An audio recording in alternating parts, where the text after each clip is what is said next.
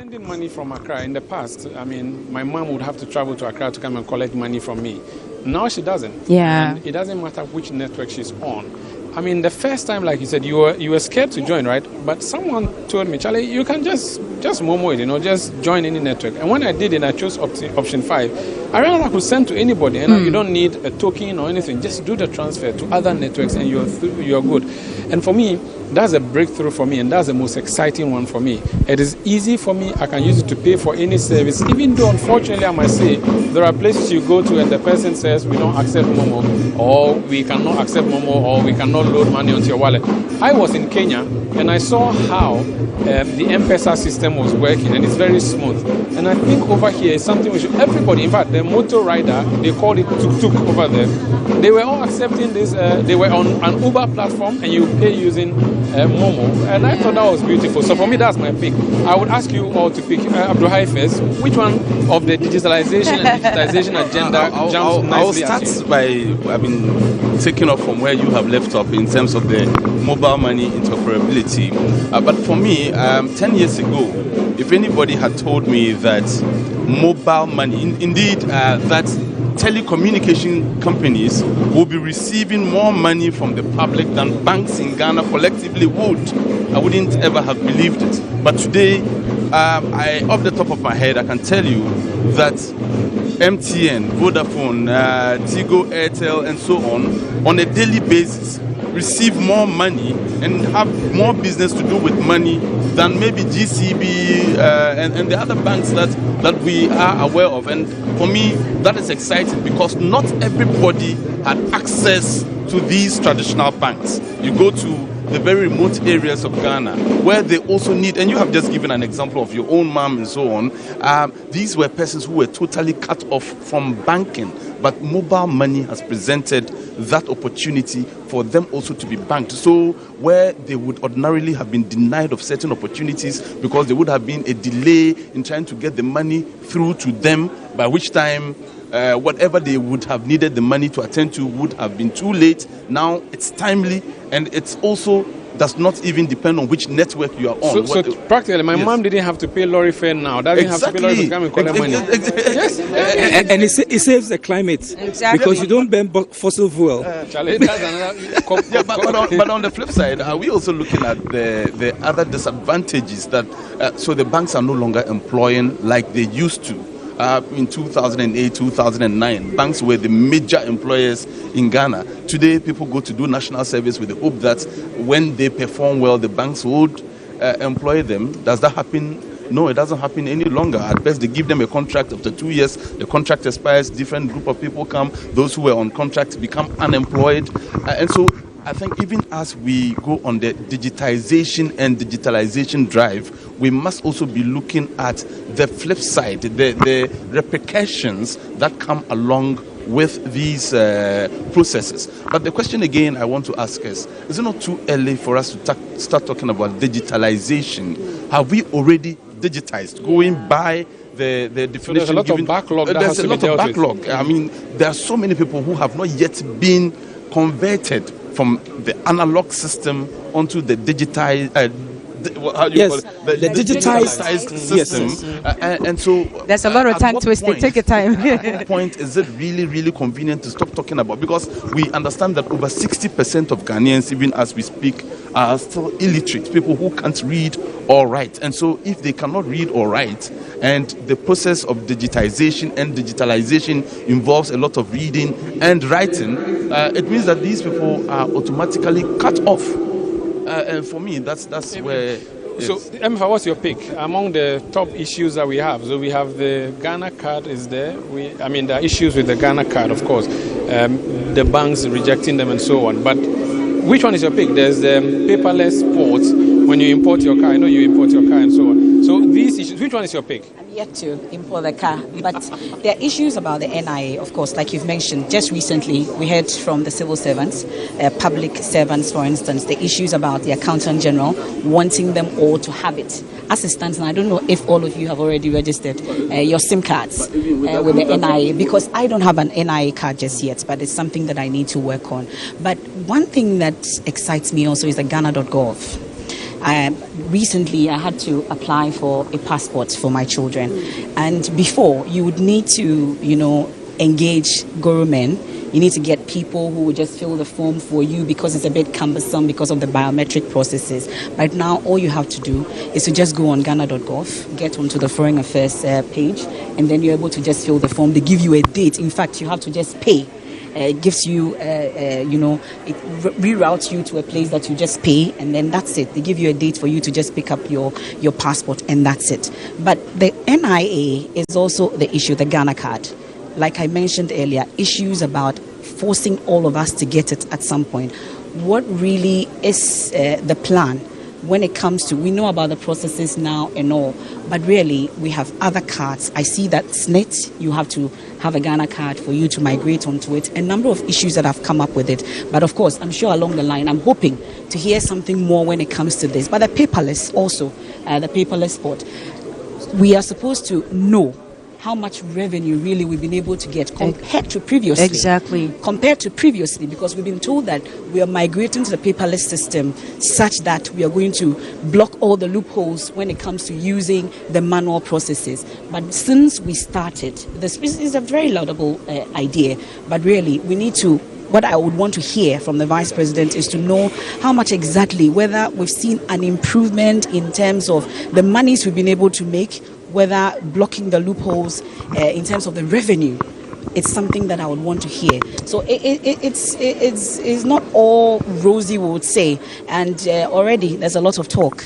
We've heard the minority, at least the NDC, during this week when we heard that Vice President Bawumia is going to be speaking about digitalization and digitization. Already the issue about who takes the glory has already come up. But I'm hoping that the Vice President is not going to have a politicized speech when it comes to this agenda, because we started this journey from Kwame Nkrumah's time up until now. Like Mumen said, we are still in the digitization stage.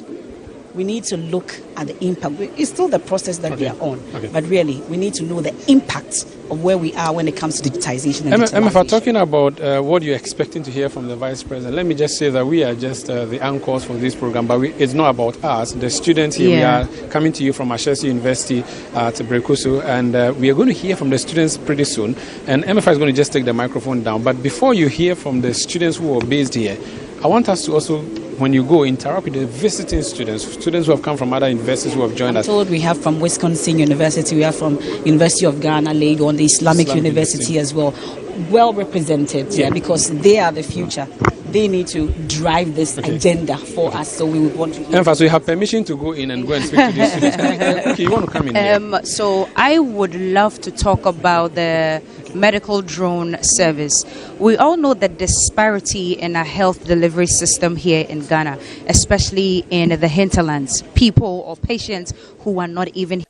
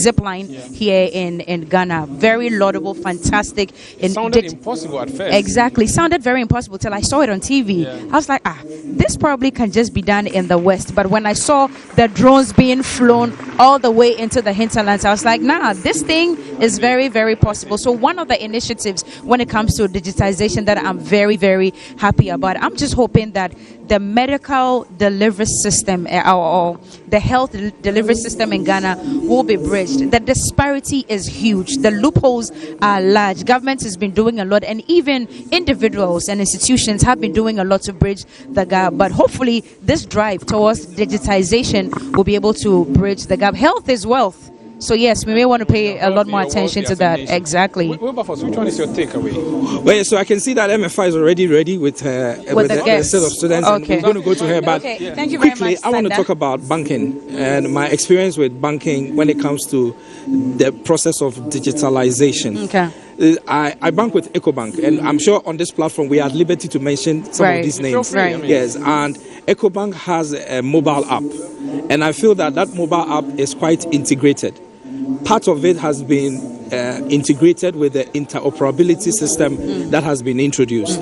And so I don't remember the last time I went to the banking hall. Physically. Yeah. And that's because I do every transaction on my mobile phone. Right.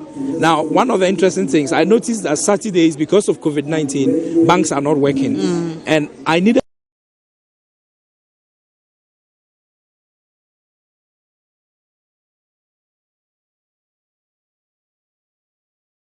Ministry of Information.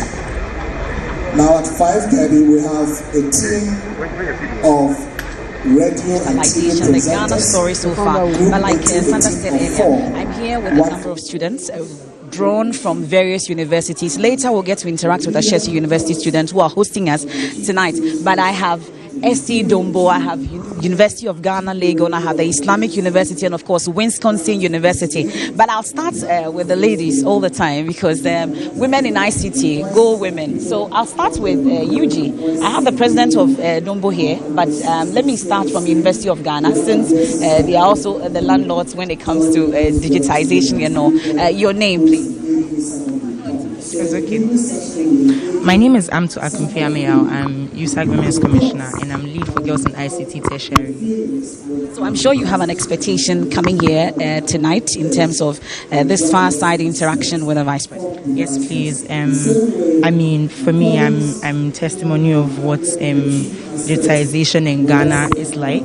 So I just want to hear more about it because being lead for Girls in ICT, I now understand some of the integral things like how NITA works, like how data protection works, very basic things like how NIA is integrating the SNIT and NHIS, and sometime later we are hoping to do driver's license and all of that. So for me, I'm impressed, and I want to listen to other things that I haven't heard or I'm not aware of.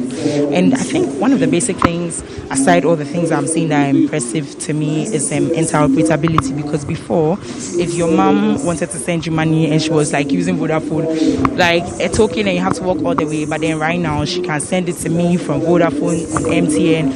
It's just like an impressive thing. So I'm here and I want to hear from the person who is behind it, and as it were, appreciate it a little more. I'll come back to you because you lead the Girls in ICT as well. But my dear. Yes, I'm super excited to be here all the way from the north, and I hope to learn and then go back to my university and my community and share with them what I've heard here. Especially, I'm sure my girls will be interested in ICT and to know that the Vice President has brilliant initiatives to share with us. That's a very good one. Okay. Sweetheart, you are from the Islamic University. Your name again? My name is Al Hassan Daniel from the Islamic Because you're here for the Fireside conversation. What exactly would be your expectations from the Vice President as he gets ready to deliver? Asked me, say, the ministry. Is it the ministry of? Here is to experience. He said digitization, and I said what no. is about It is digitalization. So, because I've and never then he said no. been here before. This is my That's what I've first time. checked. So I'm So here you went to check and you experience came back and then said get something from it in order to educate others on what we know. I'm sure you have experience with all that has been said in terms of our digitization agenda, NIA, Ghana.gov. Which one of them would you say excites you, for instance? Okay, let's say the Ghana National Identification Card. Yeah. Yes. Okay. I'll come back for your experience with it. Let me just come in between you here and interact with Wisconsin University. Your name again? My name is Prince A.A. Sadat. Let's hear about your brief expectations, and then you can give me your experience with what you've seen so far with the digitization agenda. Oh, okay. My expectation tonight, as usual, We all know the vice president to be very vocal and always at it when it comes to the microphone. We don't expect anything less than that tonight. Okay. Yeah. How about you, my dear? Your name again? My name is Ahmed Arafat from Islamic University. You would want to share briefly with us what your expectations will be for tonight? Well, I expect nothing but great opportunities from the Vice President to brief us on digitalization. I do hear a lot about digitalization, so I'm here to learn much more about digitalization. Yeah. Well, but like I was asking, your own experiences when it comes to this, because we know about the NIA card, we know about the Ghana.gov, where now you can log on and then apply for your passport. We know about the paperless ports, the mobile money interoperability, just to name a few. We know about the Parliament. There's a lot that is happening, e-cabinet amongst others. Which one of them excites you, for instance? Let me start with you from here. So I think the most exciting one is interoperability, because before, like right now, I can easily access money. It really doesn't matter what the network is. It can move from Vodafone to MTN. It can move from Tigo to MTN. I use MTN, so I'm going to say MTN. And it's extremely swift. I must confess, it's still difficult for me to use because I always feel that it's going to go somewhere else. It's going to work. Yes. But for me, I want to assure you that it's going to work. Not because I'm lead for girls on ICT, but then the thing is, you see, before it wouldn't even work, and then when it started, it was a little slow at some point. But now, like today, it's going to work. It's not going to go to anybody's number, because you know that all the networks are making sure that people register their SIM, and even now there's re-registration and things like that. And it will interest you to know that even for SIM card re-registration, if you are one of the people that happen to buy your SIM card from the roadside and it's already registered, if you not go to report that that's what happened, they will not allow you to even do the re-registration your own. So I think that interoperability is fantastic. I need my money fast, and I'm happy that it's coming to me fast. Do you all have NIA cards? Yes. Oh, you all do? Oh, then I'm late. So you've registered your SIMs already? Hey, okay, so then my late. Interesting. Okay, so let's talk about the process, for instance, that you had to register your Ghana card. How smooth was it? Well, I did mine in Kumasi, and I think that it wasn't really tedious. You just had to get up early, come through the queue, and then you get registered.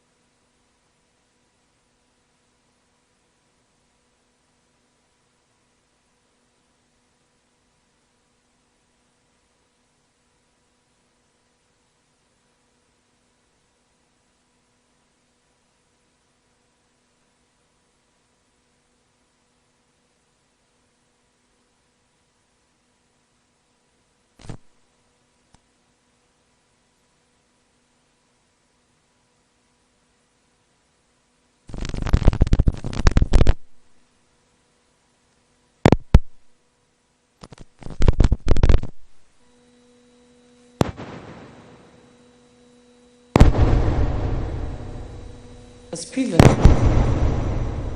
it's difficult to even get access to. How different is it? I would say your time, computers were not common, but now computer is more or less a necessity relative to education, because you are supposed to print your assignment, so you would need a computer, either a desktop or a laptop if you can afford. University now is paperless. Oh. Yeah, exactly. Let's say my institution, for instance, we do a lot of stuff online, and with the effect of COVID, majority of our lectures are being done online. We only come to campus once in a while. So I think COVID, that's one of the positives, that paperless system is gradually fading away. Yeah. It looks like you all share in the view that now university is more digital than it used to be. Is it any different with the Islamic University? Because I've heard from Wisconsin. I don't know how different it is.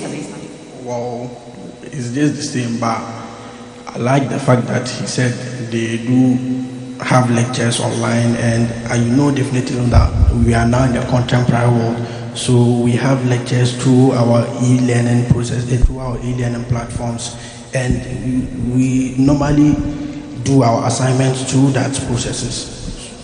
Well, I'll leave it here. Thank you so much for joining us in our makeshift studio. I'll hand over back to my colleagues and then we continue from there.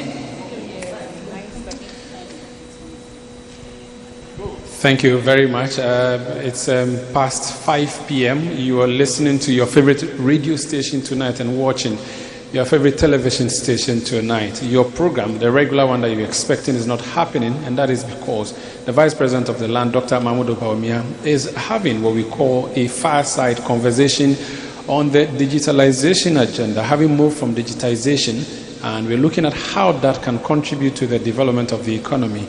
We are told that economy and digitalization cannot be separated, and that conversation is happening live from Brekusu, the Ashesi University campus. My name is Umaru Sanda Amadu, and I'm not doing this alone. I'm actually here with MFR Power of Joy FM and the Multimedia Group. I'm here with Abdul Hai Mumin of the GBC. I'm here with Kukiti of the Media General Group, that's TV3. Also here with Wilberforce Asari Reverend with Asasi Radio. We are coming to you live and bringing you that live conversation which will be happening in some 30 minutes. From now. My name is Umaru Sandamadu with City FM and City TV. This program is happening on a number of channels. I'm going to just walk you through the national ones and also talk to you about the affiliates that are bringing this program live to your doorstep. If you're listening to your favorite station, this must be Asasi Radio, or you're listening to Joy FM.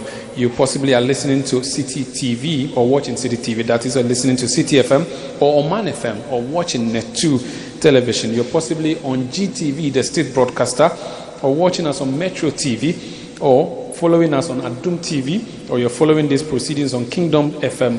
NTV is carrying these proceedings live, so is Unique FM, UTV, and Peace FM, as well as Happy FM. That's at the national level. And it's not just happening at the national level, at the regional level. Lots of stations are carrying this feed for you. Let me start from Wilberforce. Which other stations are helping us with this coverage? So I have Vision FM.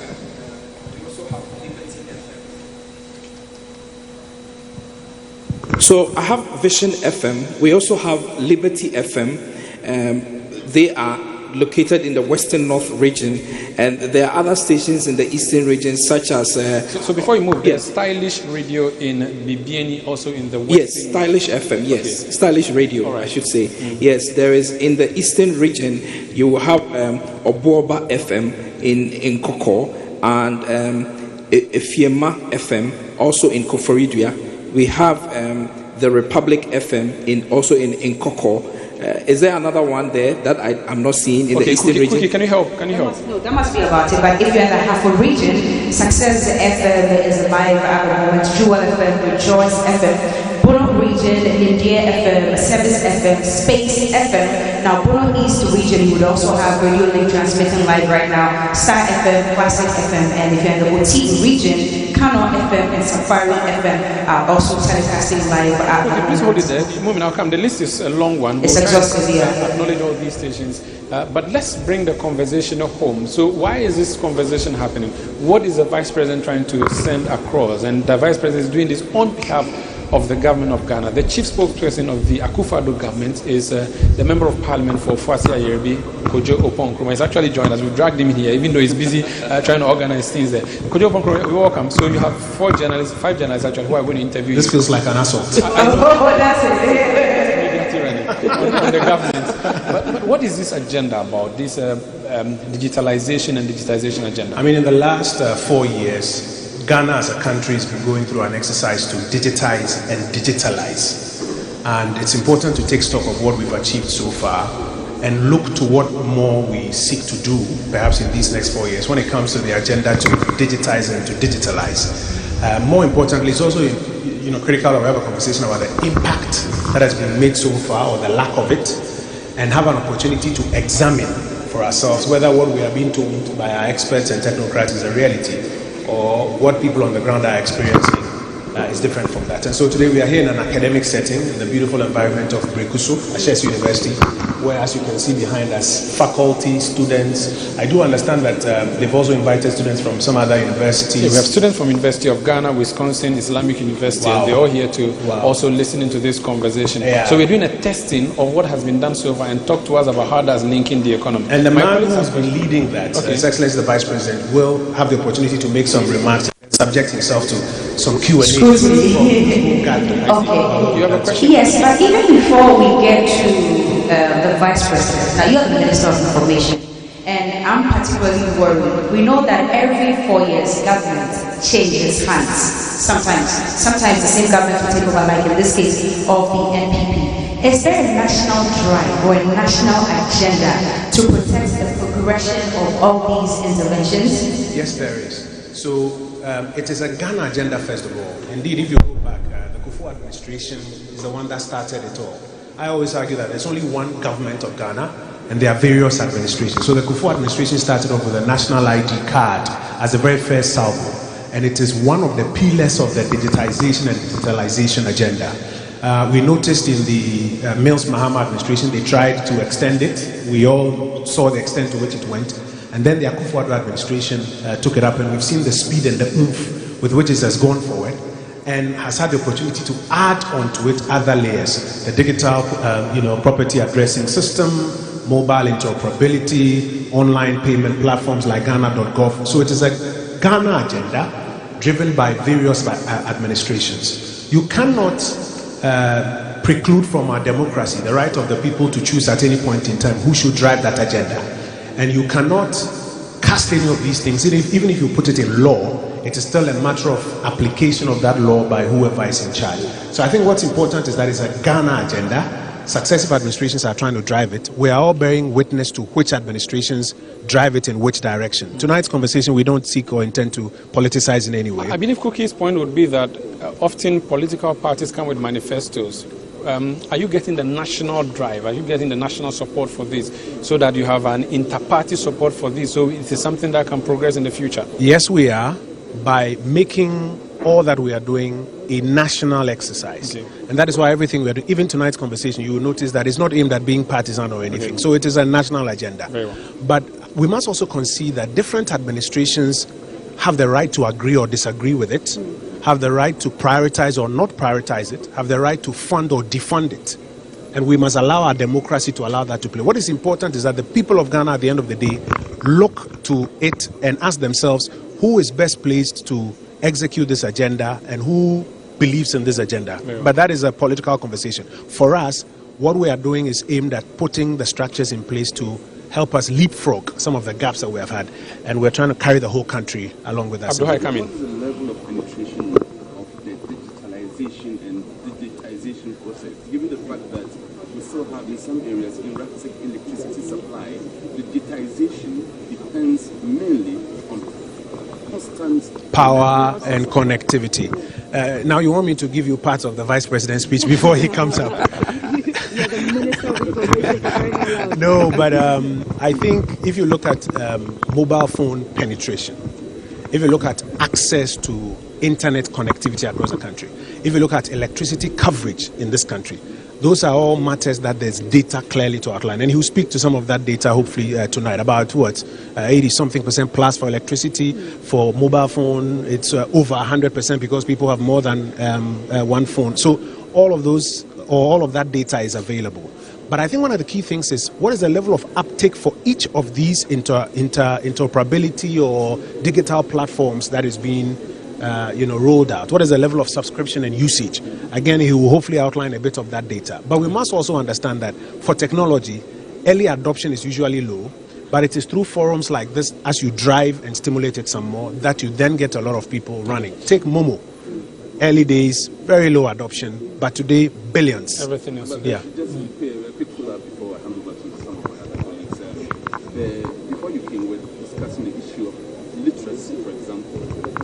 literacy and digitization go together.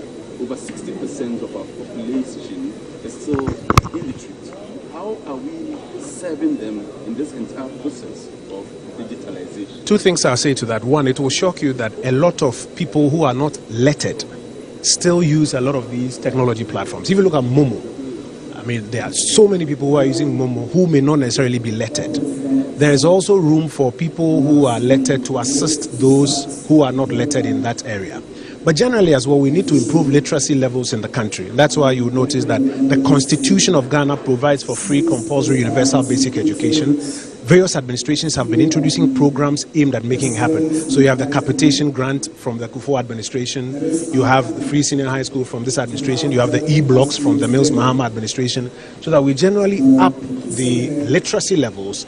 And when that is done, despite the fact that even persons who may not be lettered are using, that will help to ensure that there's a lot more uptake in the Ghanaian population. So the question that I'm asking now is the fact that we have seen the digital infrastructure being put in place, both soft and hard, by this current administration. But someone asked a question, which is the buy-in. And the buy-in across board, everybody understanding that this is the direction we are moving, and the drive to get everybody to move in that direction. Today, taxi drivers, the normal taxi drivers, not Uber, or even sometimes Uber drivers, will not accept card payment or mobile money payment. But so there must be a plan to get people to buy in. What is that plan? A lot of public education, public orientation to get people to get onto these platforms. And we need a lot of support from you, our colleagues in the media, to continue to popularize some of these platforms and some of these methods of, for example, going about normal public services or even private services. In between these two, we can conscientize a lot more people. So as a government, as an administration, forums like this tonight help us to drive the message home. We are hopeful that, I'm impressed at the bevy of media persons who are here tonight, and I expect that will also drive the message to increase uptake across the country. Colleagues, unfortunately, yes, we have to let the minister run away from us. He's a man who is organizing this. Honorable Kojo Ponkroma, thank you so much for joining us.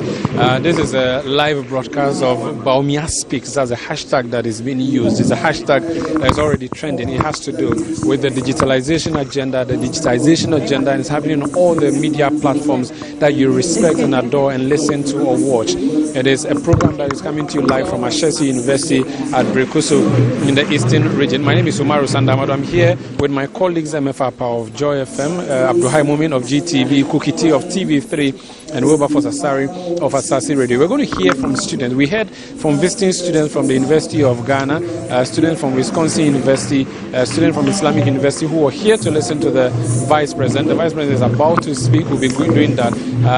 But at this stage, it's appropriate to quickly make a dash into the audience and have MFR Power, who is on the bridge, to bring us a conversation with some of the students who have come here, what their expectations are, and what exactly their plan is to hear from the Vice President, what they want to hear and what they want to see in the next few years. MFR, take it over. Thank you very much, Umaru. Interesting conversation there you guys had with the Information Minister.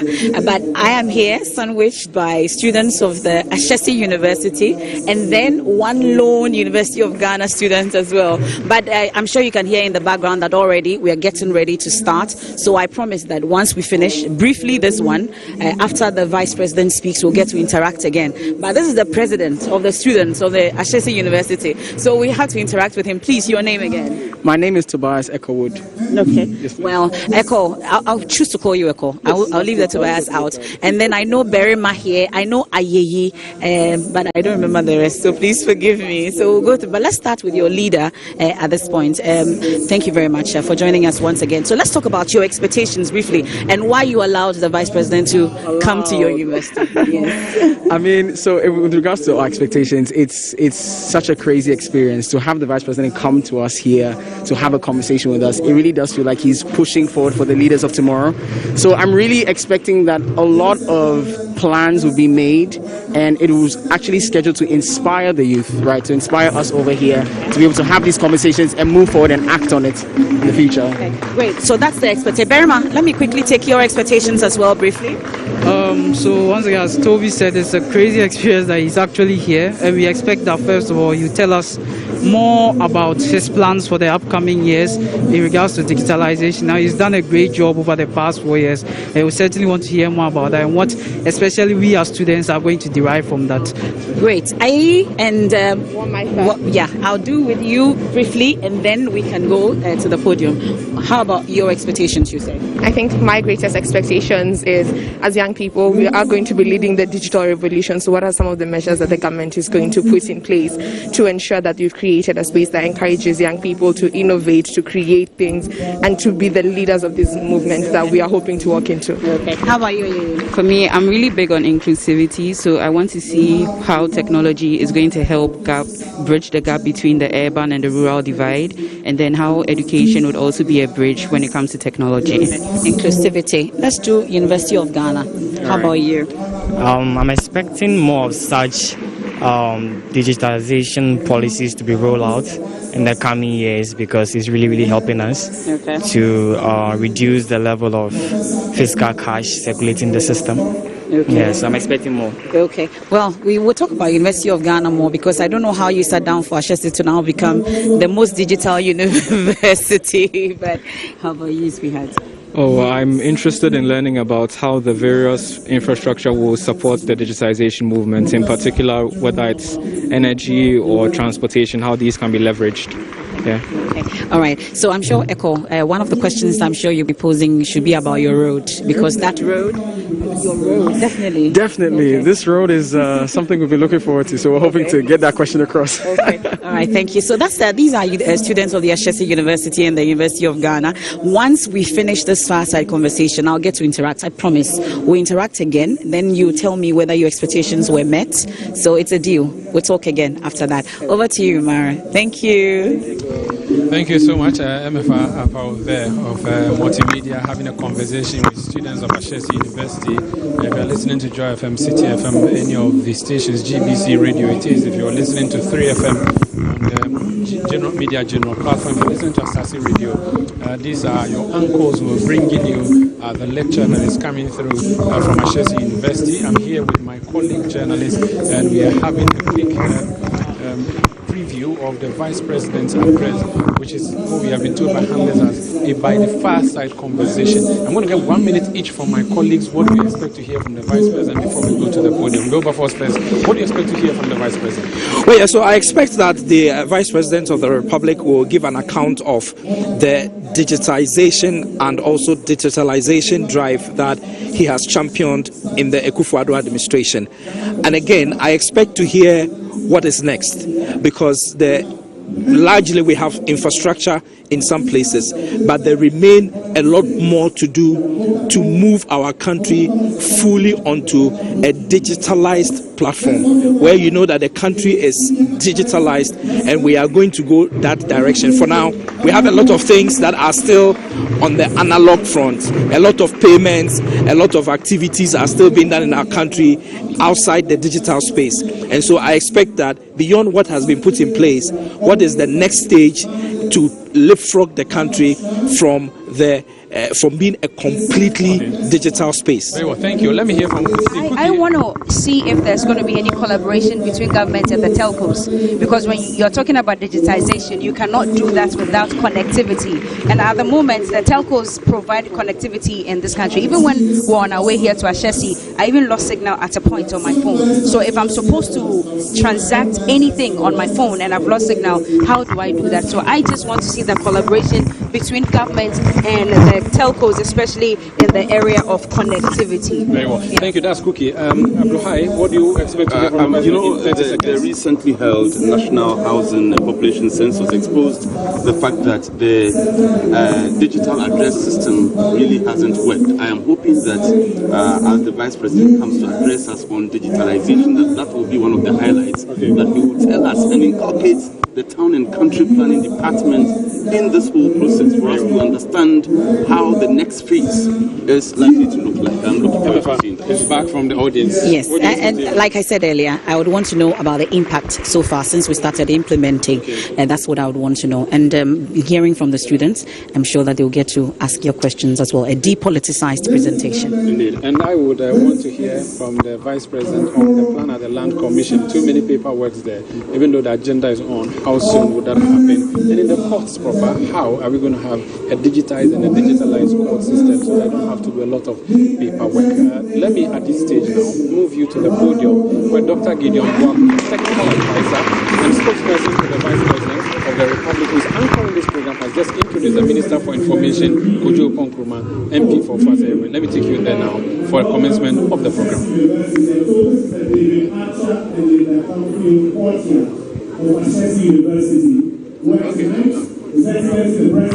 It's a wrap.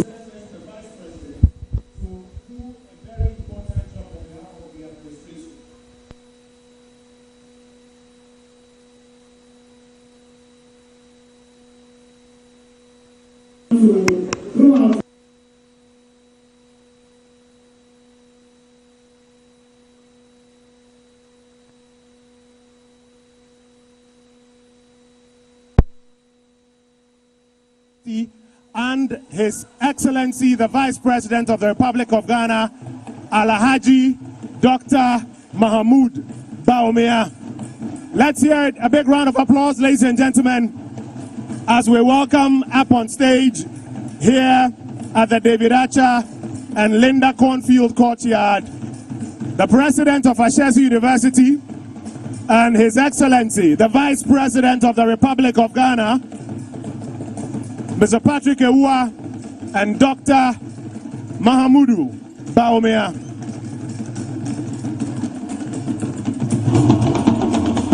Thank you, guys.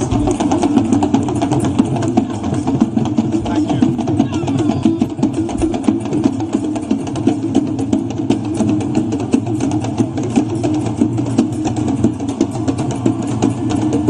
Let's hear it for the President and the Vice President one more time, ladies and gentlemen.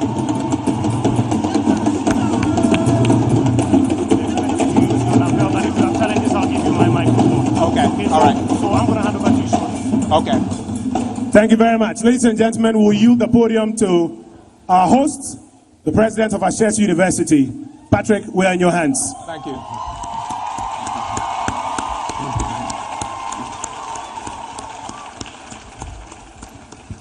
Good evening, Your Excellency, Vice President of Ghana, Your Excellencies, members of the Diplomatic Corps, honorable ministers, Nananom, distinguished guests, and the Ashesi community, I want to wish you a very warm welcome to our campus. We're really thrilled to have His Excellency here with us this evening to talk about digital transformation in Ghana. I thought I'd spend just a few minutes to introduce the Vice President, and what we want to do this evening is to just have a conversation about the future of our country, especially around digitization. So it's going to be a lot of just a fireside chat, but we've asked the Vice President to first share his vision for digital transformation in our country. And then we will sit together, I'll ask him a few questions, and then open up to questions from the audience, and we will prioritize students for the Q&A. So, in introducing the Vice President, we all know who he is, and you can search the web and find his biography. So I'm not going to go through the details of that, but just share a few key points from the Vice President's biography. He was born in Tamale and was educated through secondary school here, and then traveled to the United Kingdom and Canada for his education. Got bachelor's, master's, and PhD in economics. Taught in the United States for a few years, and then importantly returned home to help with development. And I think this is a very important message for our students, for our alumni. I know some of you are out there in Europe and the US who are joining us this evening online come back home at some point, just like the Vice President did. And when he returned, he went to work at the Bank of Ghana, started as a senior economist, and then within 6 years was a deputy governor of the Bank of Ghana, which is an astonishing accomplishment for such a short period. He was named the running mate to Nana Addo Dankwa Akufo-Addo, current president of Ghana. The vice president was his running mate in 2008. He was only 45 years old, relatively young. And it speaks to, when you really execute a certain way and you're recognized for the contributions you're making to your society, the things that can happen. Lost that first election and went on to do a number of activities all around the world, here on the continent, in the UK. He served in capacities advising in Sierra Leone and Zimbabwe. And he was also a university professor, a visiting professor at Central University here in Ghana. In 2017, Vice President Bawumia was sworn in as the 7th Vice President of Ghana under the Fourth Republic. And in that capacity, really oversaw the rollout of the most advanced mobile money interoperability system on the continent, oversaw the world's largest medical drone system, a paperless system at our ports, was sworn in again as vice president earlier this year, and continues to be a tremendous champion for a digital economy. And it's really very remarkable to see someone at the highest levels of government really promote digital technology. And I have watched with quite a bit of admiration. And Mr. Vice President, as you know, I returned from a career in the US at Microsoft to Ghana. And one of the things that really struck me while I was there was I was in the company for 8 years. And within that period, I joined the company when I was at number 3,000 and something employee. By the time I left, it was 30,000 people. But the annual revenues of Microsoft had grown larger than the GDP of Ghana. And it was a really remarkable thing for me as a young person to see happen. And I felt that, digital technology and that transformation in technology had great potential. And the work that I'm doing here with Ashesi University is educating that, with my team, educating a new generation that's going to really drive that transformation. And so we're absolutely thrilled to have you here, especially given your focus in this area. On that note, I'd like to invite you to come share with us a little bit your vision, and then we'll just sit down and have a conversation. Welcome. Thank you very much.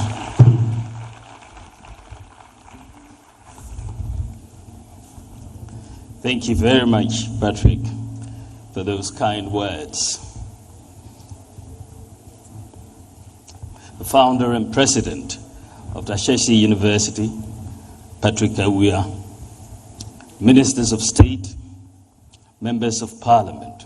I've also seen my own chief of staff, Freema Opari, senior minister or senior presidential advisor, governor of the Bank of Ghana, deputy governor, members of the diplomatic corps, deans and faculty and staff of Ashesi University, distinguished invited guests, listeners and viewers from across the country and abroad, students, ladies and gentlemen. Thank you very, very much for the opportunity to speak at Ashesi University this evening. This is one of the leading and most sought after universities in Africa. This is a world-class university. Congratulations to the founder,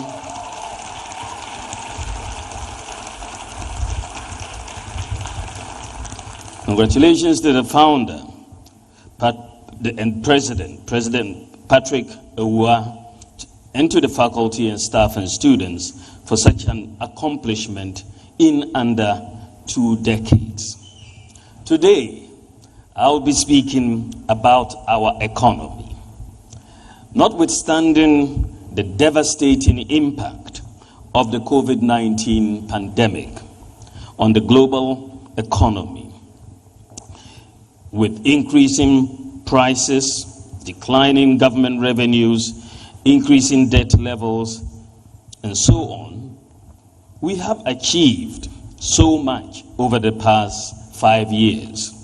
This includes creating more jobs in our first term than any other first-term government since 1992, reducing inflation from 15% to near single digits, achieving the lowest exchange rate depreciation for any first-term government since 1992. We've recorded positive trade balances in 4 successive years. This is the best in more than a decade. We have the lowest average bank lending rate since 1992, thanks to the Bank of Ghana. We're safeguarding food security and the fight against hunger through planting for food and jobs. And we're stimulating industrialization from the ground up through one district, one factory. In fact, we have more factories have been set up under our government than under any other government since independence. In addition to these indicators of the macroeconomy, we have established development authorities. We have 1 constituency, 1 ambulance, the Zongo Development Fund, and we've managed the COVID-19 pandemic by world-class standards. We've also introduced free TVET and free SHS, and much more. There is a lot to say about these, but tonight I want to focus my remarks on how we are transforming Ghana's economy through digitalization, because it is important that we highlight the critical nature of digitalizing the economy and how it underpins the reforms that the citizenry expects of government. We can only build a vibrant modern nation if we have strong systems and institutions. Otherwise, we will be stuck in a vicious cycle of rhetoric and underdevelopment. Under the leadership of President Nana Addo Dankwa Akufo-Addo, we have focused on pursuing digitalization as part of our economic strategy.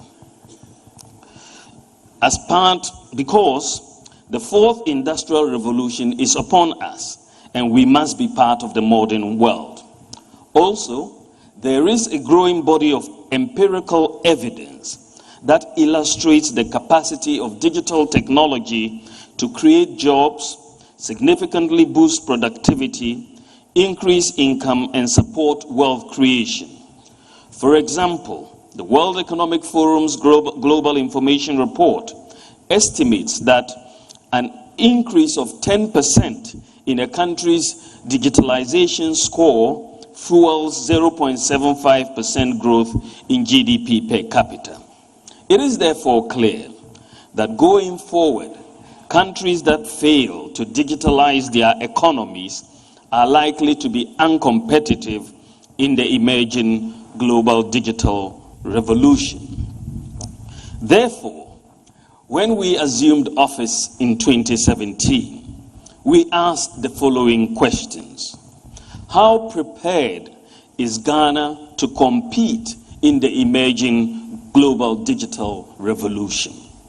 Have we got in place the key pillars that would enable our economy to participate in the emerging digital revolution? Is the system we have fit for purpose? Ladies and gentlemen, the first thing to note in talking about the digital revolution is that it is a data revolution. The Economist magazine in 2017 put it this way, and I quote, "The world's most valuable resource is no longer oil, but data," end quote. Data is as important in this fourth industrial revolution as oil discoveries were for countries decades ago. Data is the basic requirement for participation in the emerging digital revolution. But it was clear when we assumed office that the system underpinning the operation of Ghana's economy was not designed for a data-driven economy. The system had major shortcomings and presented challenges for digitalization of the economy. The key enablers for digitalization were not in place. And these challenges included the citizens and residents could not be uniquely identified. It is possible to be born in Ghana, to live a full life, to die and be buried, and there would be no trace of you on any documentation that you ever lived and died in this country. There is also, as we looked at it, the inefficiency and corruption in the delivery of public services. In the day-to-day interactions of Ghanaians, whether in applying for driver's license, passports, and any other form of government permit or license at the local or national level, corruption has been so ingrained that bribe taking and giving are often tolerated to the point of being considered as normal behavior. We also had a lack of a functional national property address system.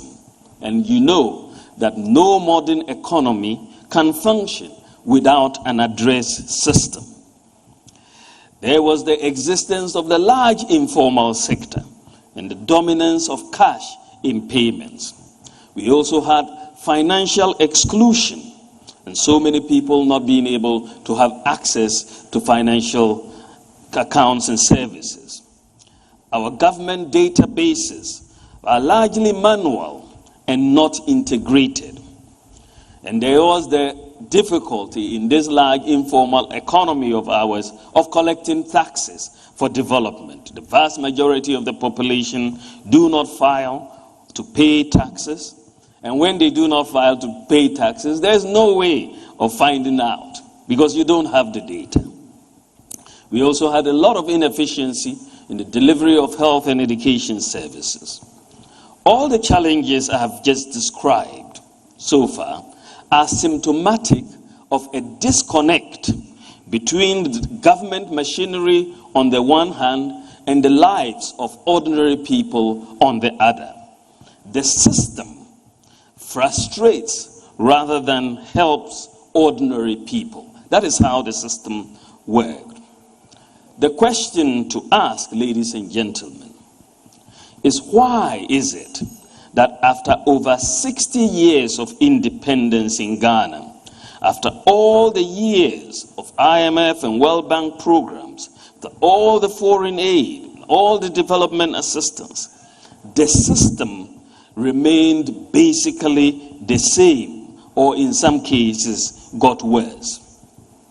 In 2010, that's 11 years ago, and some 7 years before we came into government, I addressed this question in the conclusions of a book that I published on monetary policy and financial sector reform in Africa. I noted in this book that international development is a competitive game. But unlike the game of football, where the rules are clearly defined for all participants, not all the rules of international development are written down. Putting in place a unique identification number for the population, a unique address system, and financial inclusion are just some of the key unwritten rules for efficient economic development. The focus, ladies and gentlemen, of economic management by successive governments in Ghana has been on crisis management. As a result of factors such as the collapse historically of commodity prices, increase in oil prices, debt unsustainability, political instability, macroeconomic instability, and so on, we have focused on crisis management. Governments, by and large, have not focused on the underlying system that underpins economic activities. I therefore concluded in the book that digitalization was the path to modernizing and transforming the Ghanaian economy and African economies in general.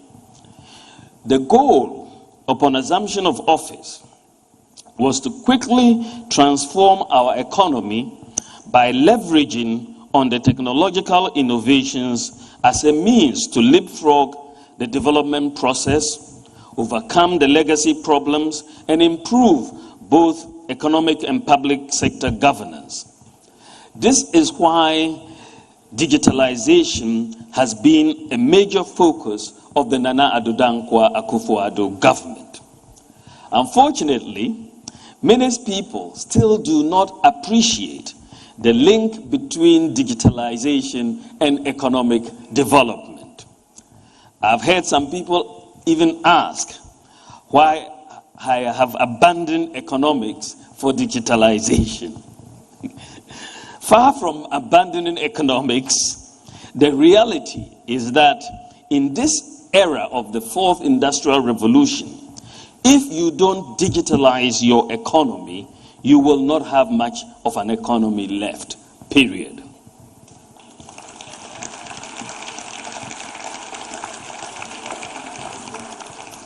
A few days ago, the World Bank President, David Malpass, at the recently concluded G20 summit, stated, and I quote, "Without digitalization, we won't be able to reap the full benefits of human progress."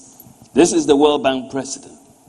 That without digitalization, we will not be able to reap the full benefits of human progress. This statement is a validation of why Ghana has rightly focused on digitalization in the last 5 years.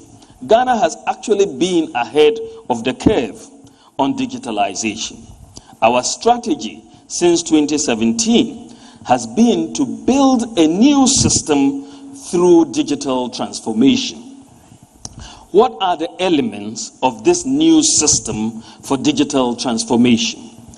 We set out, under the direction of the President, Nana Addo Dankwa Akufo-Addo, we set out to build a system with unique identification numbers for the population, a system with addresses for all properties and locations, a system that is transparent and promotes accountability, a system that is inclusive, a system that provides efficient public services delivery and tackles corruption, a system that improves efficiency in the health and education sectors, and a system that provides financial inclusion in the cash-light economy.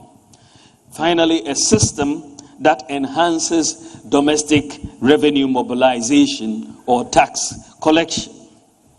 I will now come to how we have used digitalization to solve these problems, because the task we set ourselves to build this new system was a quite heavy task. And we opted for digitalization as the instrument or the tool to pursue the building of this new system. So how is digitalization addressing the issue of a unique identity for the population? On coming into office, we quickly moved with the issuance of the biometric national ID cards, the Ghana card, to the population. The Ghana card project was initiated by President Kufuor, but was practically abandoned for 8 years. We revived the process. So far, 15.7 million people have been enrolled on the Ghana card by the NIA, and most of them will be enrolled, most of the population will be enrolled by next year. With the Ghana card, the identity of people, even dead people, can be established using their fingerprints. Ghanaian and other embassies abroad will be able to establish the identity of Ghanaians using fingerprints. Identity can be established even without the Ghana card. As long as you are enrolled on the database and you put your fingers on the application, you can be verified. It is not widely known, ladies and gentlemen, that the Ghana card is also an e-passport that contains biometric information that can be used to authenticate the identity of travelers. The government, since this year, has been working with the International Civil Aviation Organization, ICAO, to globally activate the e-passport function of the Ghana card. And I'm happy to announce that on 13th October this year, the Ghana officially became the 79th member of the International Civil Aviation Organization Public Key Directory Community. Ghana's country signing certificate authority would therefore soon be imported into the PKD system through what is known as a key ceremony. The key ceremony for Ghana will be held at ICAO headquarters in Montreal before the end of the first quarter of 2022. Ladies and gentlemen, what does all this mean? This means that by the end of the first quarter next year, the Ghana card will be recognized globally as an e-passport and can be read and verified in all ICAO compliant borders. That is 197 countries, 44,000 airports in the world. When this happens, holders of the Ghana card will be allowed to board any flight to Ghana. Furthermore, the good news for diasporan Ghanaians is that when the Ghana Immigration Service is linked to the NIA architecture, and that will be soon, diasporan Ghanaians who hold the Ghana card should not have to obtain visas to return to Ghana.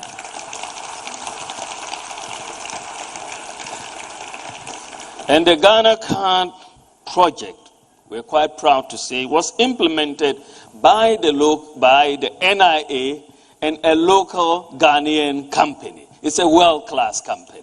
And this is Margins, IMS, and we're proud of them. Secondly, how is digitalization solving the problem of a property address system for Ghana? Ladies and gentlemen, the absence of an address system in Ghana has resulted in an address system based on landmarks. And this is not only in Ghana, it's in many African countries. You are seeing on the screen a cartoon that was sent to me by a friend from South Africa.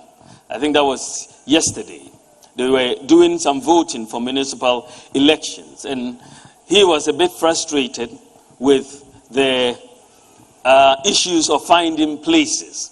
So this cartoon, this is from South Africa, says they're directing this woman to a voting station. It says, pass the disused clinic, go around the best pipe, cross the potholes, left at the crack house, right at open toilets, you can't miss it. So this is the direction by address system by landmarks. Okay, in Ghana, we will say, pass the cocoa cellar, the blue house, the yellow house to the right and whatever. but it is the same landmark address system. To solve this problem of a lack of a working address system in Ghana, we have leveraged on GPS technology to implement a digital address system for Ghana, capturing every square inch of land in Ghana. In the process, the Land Use and Spatial Planning Authority, LUSPA, has identified 7.5 million properties in Ghana across the villages, towns, and cities. 7.5 million properties. And we have provided all these with street names, house numbers, and digital addresses. And right now we are in the process, LUSPA is in the process of affixing the address plates to all these properties. It's ongoing. It's a major achievement for Ghana. We engaged with Google last year. We engaged Google last year with a request to integrate our digital address system into Google Maps. I know all of you students, when you go to look for a location, you immediately go on WhatsApp and get to Google Maps and forward it and so on. We said to Google that we wanted to integrate our digital address system into Google Maps. They did their due diligence, and this year they agreed for us to do so. So we will do so by the end of the year. So when you enter, once it is done and you enter and put the address of any property or the digital address, Google Maps will take you there. The digital address system, again, was executed by LUSPA, the Ghana Post, and in collaboration with a local Ghanaian IT firm. How is digitalization addressing financial inclusion and the dominance of cash payments? One of the biggest problems that was impeding financial sector development in Ghana is the issue of financial exclusion. This means that most of the population is excluded from fully participating in the financial system because they are unable to open and operate bank and financial services accounts. And this reinforces the dominance of cash payments. When we assumed office in 2017, we decided to use digitalization to solve this problem. The data showed that about 70% of people in Ghana had no bank accounts, but about 80% of the population, adult population, had mobile phones, and they had 30 million mobile money accounts. It was also not possible at that time to send money to customers of different mobile money service providers. So we asked the following questions. Why can't we make it possible to send mobile money across different mobile money service providers? And also, why can't mobile money, the mobile money account function just like a bank account by making it interoperable with bank accounts? The answer to these questions was the implementation of the groundbreaking mobile money interoperability system by the Bank of Ghana and the Ghana Interbank Payment and Settlements Services. Mobile money interoperability has made it possible to transfer money seamlessly between different service providers and also between a bank account and a mobile wallet. And because the mobile money account performs just like a bank account, as a result of mobile money interoperability, we have practically solved the problem of financial exclusion in Ghana. I should note that Ghana is the first country in Africa and one of the few in the world to achieve this type of interoperability between bank accounts and mobile wallets. Even in the United States of America, the Federal Reserve Bank does not have interoperability in its real-time payments network. The American Bankers Association, in a letter to the Federal Reserve in September 2021, called on the Fed to strive towards interoperability with the real-time payment network. Therefore, achieving mobile money interoperability in Ghana is no small feat, especially at the cost we did it. The data shows that because of mobile money interoperability, Ghana is also the fastest growing mobile money market in Africa. Banks are also responding to the competition for the unbanked from the mobile money service providers. Next month, all banks in Ghana will launch the bank-wide mobile money wallet, which will be available to customers and non-customers through a mobile app. It is similar to other mobile apps from Vodafone, Airtel, Tigo, or MTN. The users of the app will be able to move money from any bank or mobile money account into this wallet. I think this will bring a healthy amount of competition between the mobile money service providers and the banks for the mobile money business. Ladies and gentlemen, today, the payment system reforms we have put in place as a country has made it very easy to open a traditional bank account. For many banks now, anyone can open a bank account remotely through their mobile phones without even visiting the branch or filling out forms. Clients need only a valid national ID card and no documentation. You dial a USS code, put in your national ID card number, and pronto, a bank account is open for you. This is progress. As stated, in the informal sector, which is dominated by cash payments, most merchants are reluctant to accept other forms of payment for reasons of cost and convenience. To address these challenges, the Bank of Ghana and the Ghana Interbank Payment and Settlement Services recently rolled out a universal QR code that allows all merchants and service providers as well as individuals to receive payments instantly on their mobile phones, as customers can just scan the QR code or dial a USSD for those who have YAM phones. The universal QR code is very conducive for merchants because all they need is the mobile phone. They don't need a point of sale device, and when payment is made, it goes into their Momo or their bank account instantly, and they will receive an alert instantly. While QR code payments exist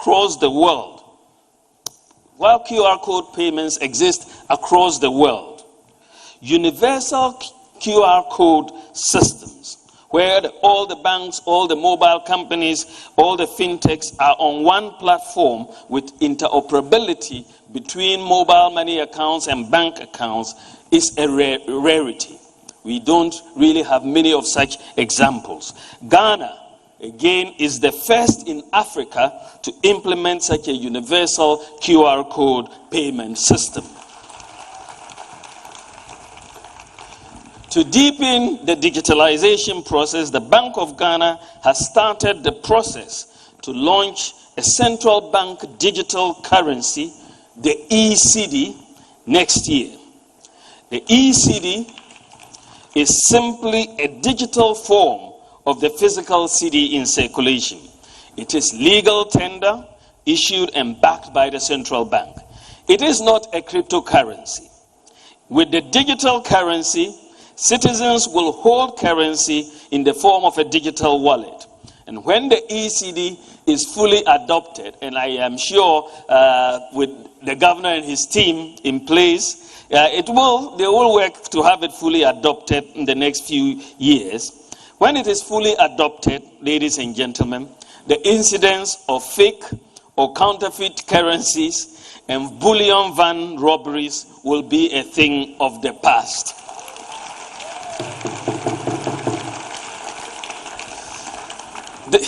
Just imagine this country in just a few years. Ghana is at the frontier of payment systems development.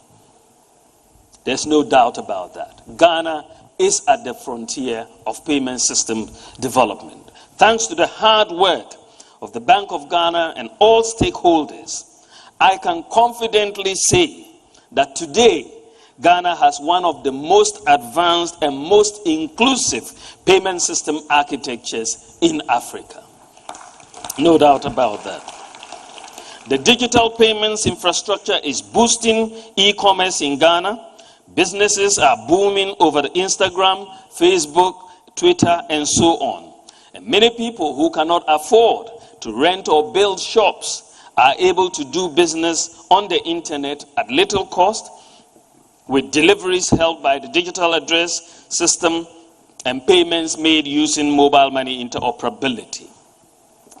Ladies and gentlemen, how is digitalization addressing the issue of efficient public service delivery and corruption? Our approach to improving the delivery of public services is to minimize human contact as much as possible.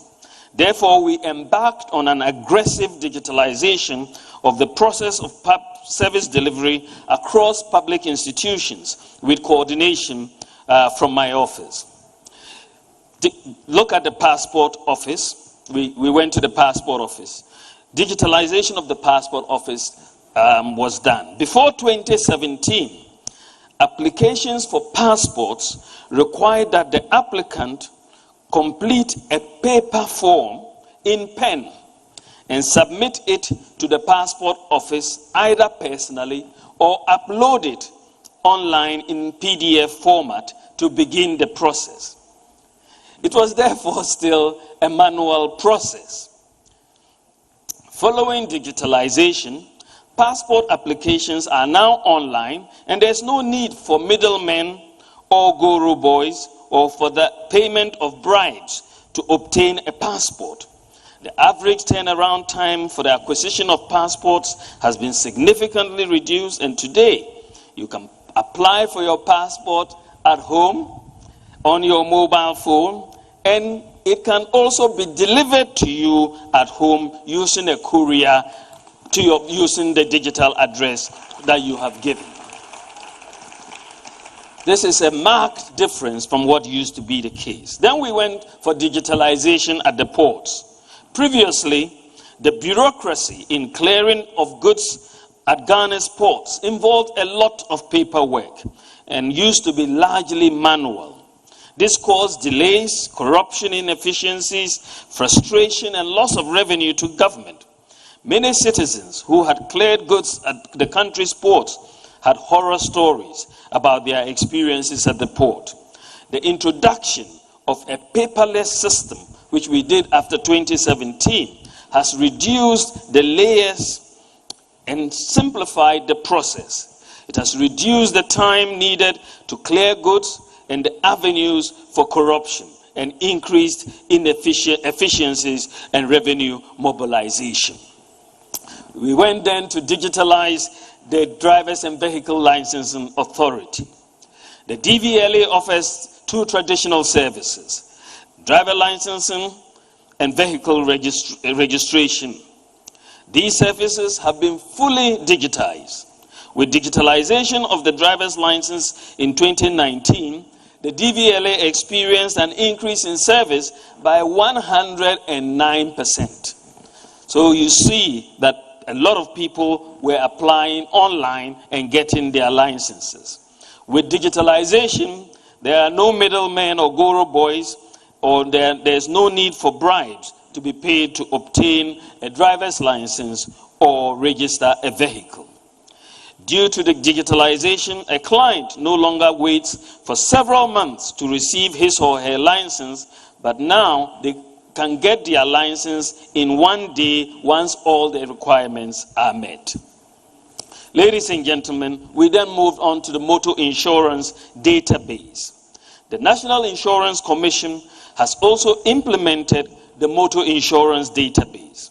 The objective of the introduction of the motor insurance database is to curb the menace of vehicles with fake motor insurance stickers plying our roads, thus endangering the lives and property. With digitalization of motor insurance in Ghana, all insurance policies which now have key security features have been synchronized to a national database which can be accessed simply with a mobile phone by the insured, the police, and the general public. Members of the public can also self-check the authenticity of their insurance policy. All you have to do is dial *920*57# and follow the instructions, and thereafter you will know the insurance status of the vehicle. So if you're about to board a vehicle and you want to check, you dial *920*57# and put in the vehicle, the license plate, and it will tell you whether this vehicle has insurance or not, so that you can make your decision. Then we moved on. Again, the motor insurance database, I don't know of any other African country that has put together this motor insurance database. Ghana is the first to do so. Then we moved on to digitalize the births and deaths registry. Easily one of the most depressing visits I have paid to a government office during my time as vice president was to the births and deaths registry headquarters. There are hardworking people there, but there clearly was insufficient investment in the institution. It was messy, it was chaotic, and it was sad. It turned out, after we engaged the births and deaths registry, that they had 3 separate databases for births and deaths registers, and none of these 3 separate databases were talking to each other. They were sitting in silos. It is therefore not surprising that corruption and fake birth certificates thrived in this environment. Thankfully, the process of digitalization of records at the births and deaths registry is almost complete, and the 3 databases have been merged into one database and cleaned up. Furthermore, we are integrating the births and deaths register with the databases of the Ghana Health Service, the National Identification Authority, the Ghana Statistical Service, Immigration, and the police, so that the record of births and deaths should be consistent across all these organizations. Starting next year, ladies and gentlemen, every newborn child will because we are linking the births and deaths with the NIA and the Ghana Health Service, every newborn child will within a month be issued with a national ID number.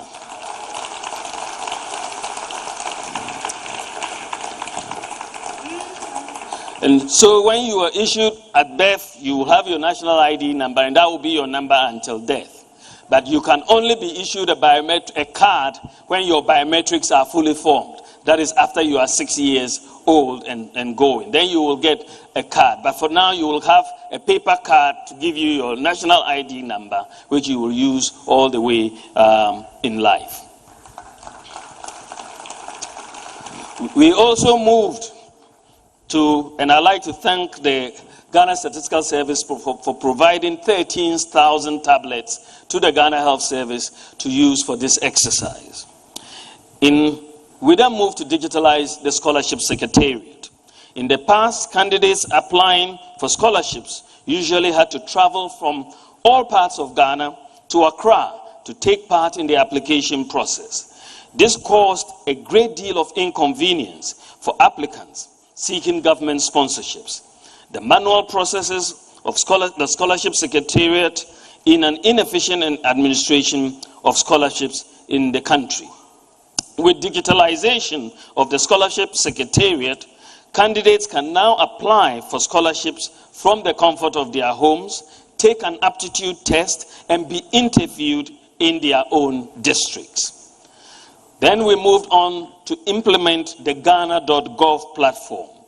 To make it easy to access government services, government has also launched the Ghana.gov portal, which is a one-stop shop for accessing government services. All government institutions are expected to be on the Ghana.gov platform by the end of this year. all government institutions. This means that you should be able to apply for and obtain any government service online through the Ghana.gov platform. The mobile Ghana.gov app is now available on Google Play Store and Apple App Store. So I encourage everybody, because you will find this very useful in dealing with all government institutions. Everybody on their mobile phone should download the Ghana.gov app. This is going to be your interface with government. If you don't have a smartphone, you can still interface with government on your YAM phone through the USSD. So nobody will be left out. With the Ghana.gov platform, all payments to government on the platform will go directly into government accounts. It also provides a feedback feature, to enable users to report problems with public services to the relevant authorities. Again, the Ghana.gov platform, when we decided to put it together, was implemented by the Ghana Revenue Authority, again in collaboration with a consortium of Ghanaian IT firms. Just fantastic group of firms that have put this platform together. It's a world-class platform. How is digitalization addressing the issue of domestic revenue mobilization? This has been a headache.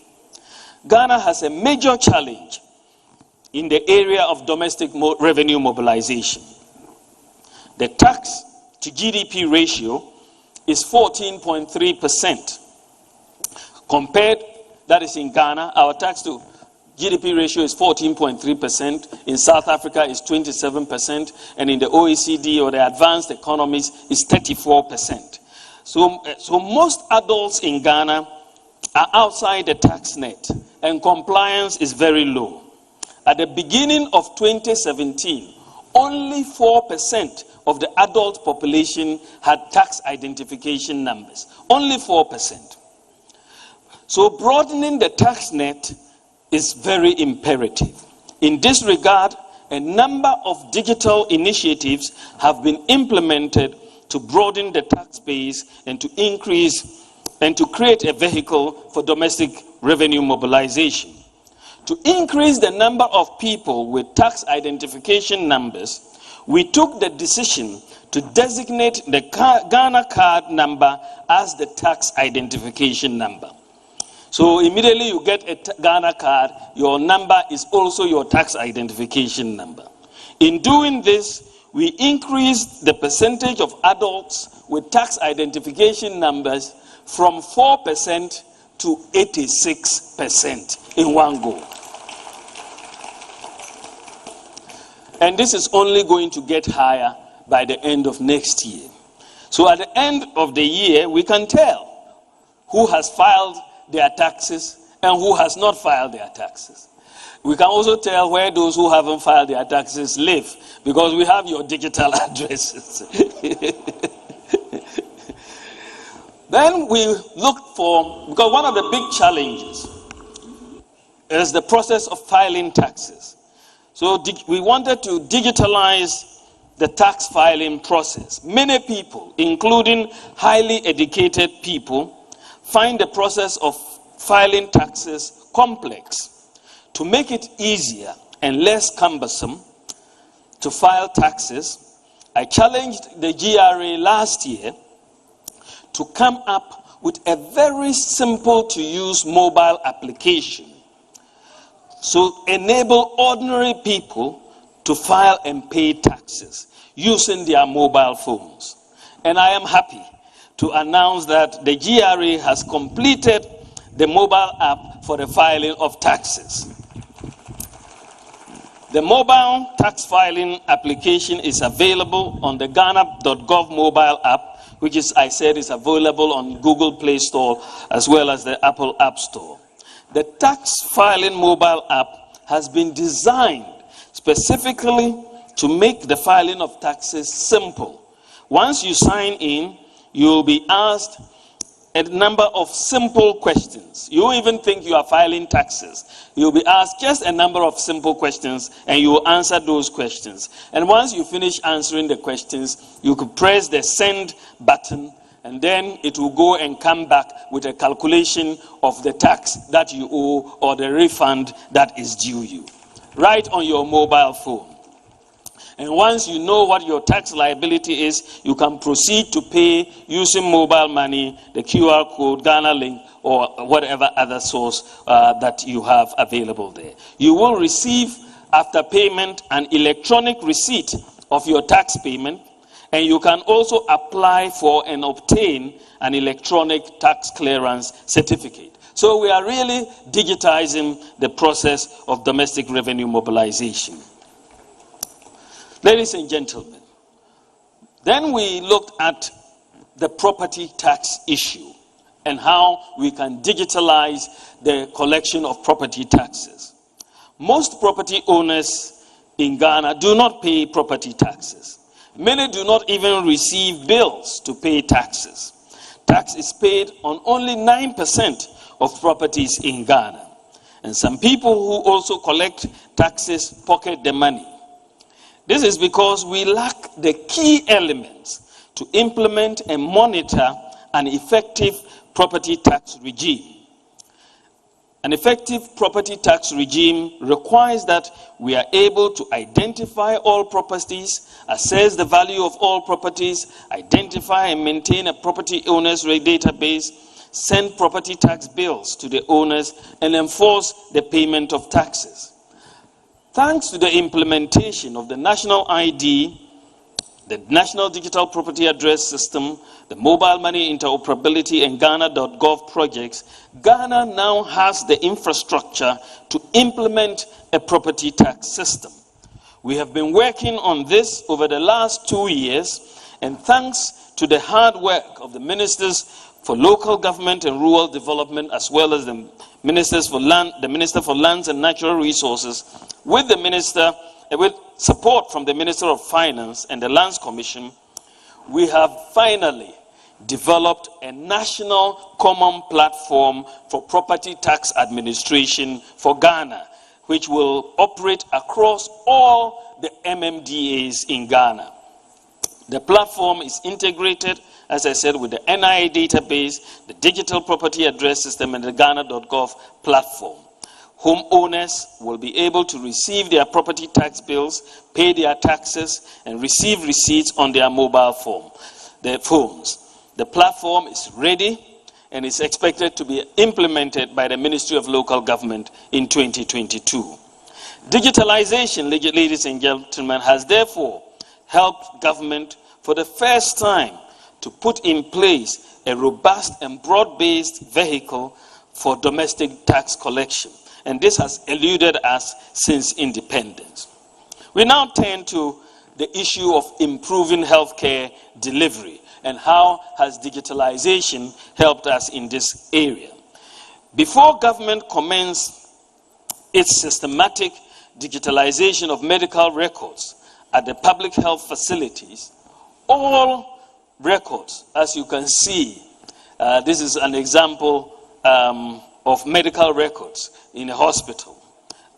All records and documents were paper-based. The process of locating patient files was cumbersome, and documents sometimes were misplaced or misfiled. This caused delays and inefficiencies in the delivery of health services and the reluctance of some sick people to visit public health facilities. We have embarked on the connection of health facilities under the Ghana Health Service onto one digital platform. So far, all teaching hospitals and all regional hospitals have been connected and can talk to each other. 36 health facilities in the central region have also been connected to the digital platform. The process for other hospitals is ongoing, and we expect the process to be completed by next year. So now, if you are referred from a hospital like Tamale Teaching Hospital to Kolebu Teaching Hospital in Accra, you do not need to carry your folder from Tamale to Accra. All your records will be seen and monitored by the doctor in Kolebu when you arrive. Patients will just have one digital folder wherever they go, whichever hospital they go, and nobody can tell you your folder is missing. This effort has increased efficiency, effectiveness, and productivity in service delivery by our health facilities, eliminating the need for the queues and delays, and also increasing access to health care by those who need it most. Ladies and gentlemen, digitizing the operations of the National Health Insurance Authority has also helped reduce fraudulent claims.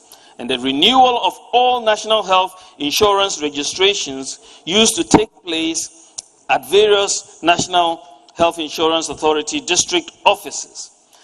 People had to go and queue at the offices to renew their national health insurance registrations. And this took days for many people in the districts. They used to come and sleep outside these offices just to renew their national health insurance registrations.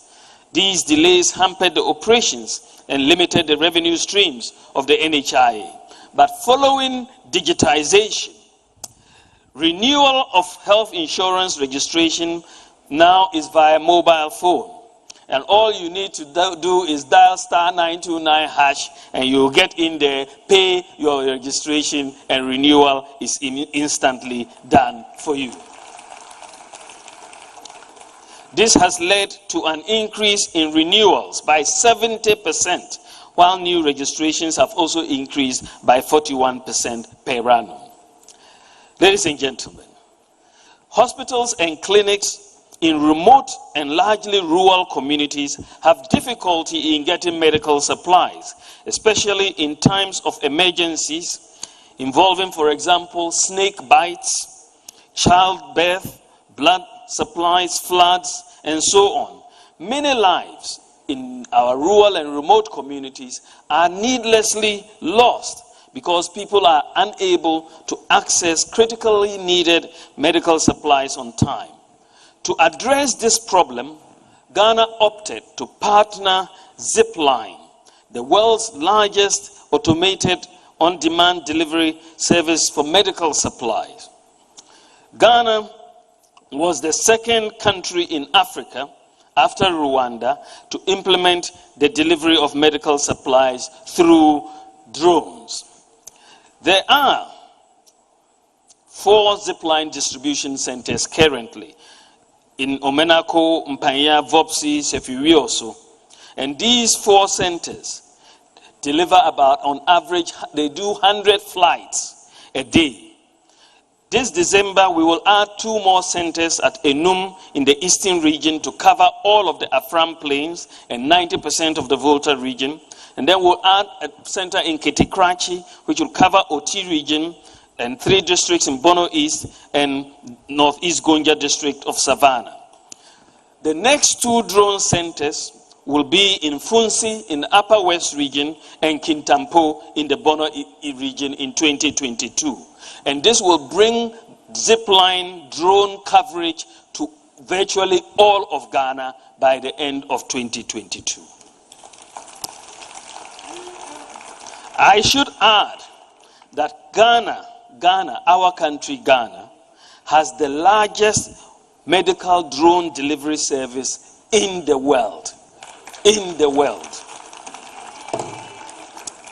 What is even more impressive is that the drone centers, the drone centers are 100% manned by talented young Ghanaians. 100%. They are the flight operators and everything. And it is really a sight to behold when you see them in action. Many lives have been saved as a result of medical drones. Interestingly, the US government has only recently contracted Zipline to also start delivery of medical supplies by drones in the United States, after Ghana and Rwanda have taken the lead.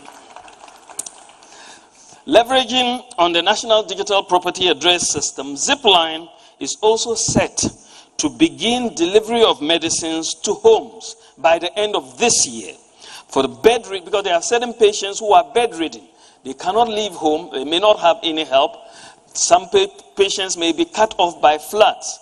But because of the digital property address system, Zipline is now able to deliver and drop your medicine right in your home, not only in the hospital. And that service will start before the end of this year. And this will be the first such home delivery by drones of medical supplies anywhere in the world. Anywhere in the world. Then we wanted to digitize the pharmacies, the e-pharmacy. Ladies and gentlemen, patients or people generally face difficulties when trying to find medicines in pharmacies. They have no way of knowing which pharmacies have the drugs before they go. They could go to 5 pharmacies before they are lucky of finding the drugs. Sometimes patients are directed to go to specific pharmacies to buy the medicine, denying them any advantage there may be from choosing a lower price shop. People also don't know what the prices of the medicine at the different pharmacies are. And they are, in their time of vulnerability, they are just happy to pay whatever is asked at the pharmacy where they find the drug. It is also difficult to tell whether the medicines are genuine or fake.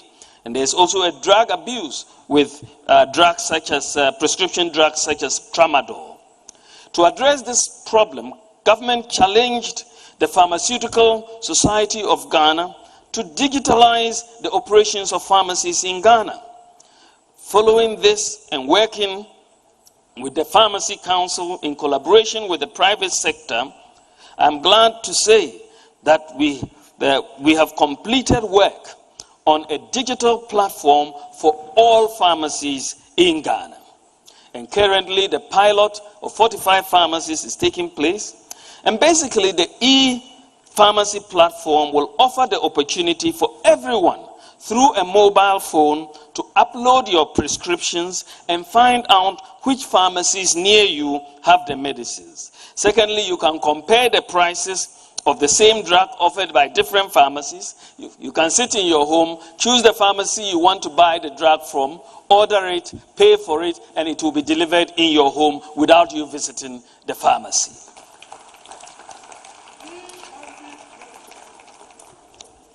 The e-pharmacy will also help us address the problem of drug abuse. Those who are prescribed the medicines, controlled medicines like tramadol, for example, will no longer receive a paper prescription. They will be sent a one-time code via SMS. And once the prescription is uploaded, and it will be used only once at the pharmacies. Thankfully, the e-pharmacy will be launched before the end of this year.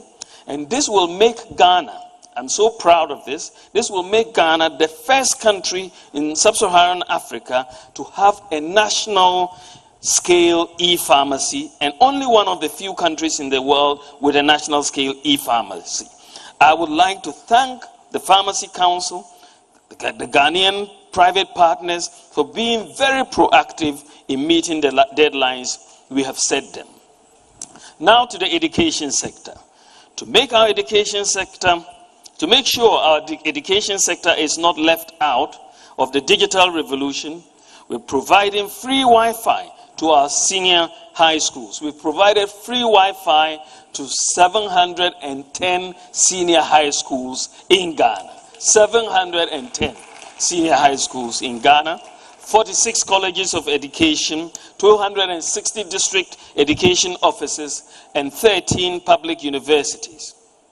We've also provided teachers with 350,000 laptops. 350,000 teachers have been provided laptops under the one teacher, one laptop policy. So for teachers, the writing of lesson notes into notebooks is over because the curriculum materials are already installed on the laptops. Our next goal, ladies and gentlemen, is to provide tablets to high school students. And we have started working with publishers, and the idea is to pre-load all the tablets, that we will provide the students with all the required textbooks so that we don't have to keep buying textbooks, and they can have them digitally available on their tablets for learning. How is digitalization addressing the public security and safety? In many advanced countries, the pervasiveness of CCTV cameras imposes some restraint on potential criminals. You are likely to be caught if you break the law. This is why we have installed 10,000 CCTV cameras since 2017. The cameras are monitored from 3 command centers in Accra, Kumasi, and Tamale. And the cameras actually have helped the police to solve a number of crimes, such as the arrest of the suspects in a recent bullion van robbery. At the beginning of 2017, Ghana, we only had 800 CCTV cameras, and now we have installed 10,000 in operation. Ladies and gentlemen, the key to building a data-based economy is not only in generating data, but it is even more important that the data does not sit in silos. The data should be integrated. This is a problem that currently exists in many advanced economies because they have built systems over the years, but they have not been able to integrate them. This problem we have sought to address. Ghana has, however, the opportunity in coming late into the game to integrate the databases that we have generated from our ongoing digitalization process. In this regard, we are integrating the National ID database with other databases such as passports, SNIT, NHIS, Ghana Revenue Authority, bank accounts, DVLA, SIM cards, mobile money accounts, the Controller and Accountant General's Department, the Registrar General's Department, Births and Deaths, the Police CID, Ghana.gov. We are creating a centralized, integrated database. The integration of the databases will bring transparency and discipline and efficiency into our economy and society, and will also help law enforcement track down criminals. With a proper protection of privacy as provided by the Data Protection Act, employers, for example, should be able to do an online background check on prospective employees. It will also be much more difficult under this centralized integrated database.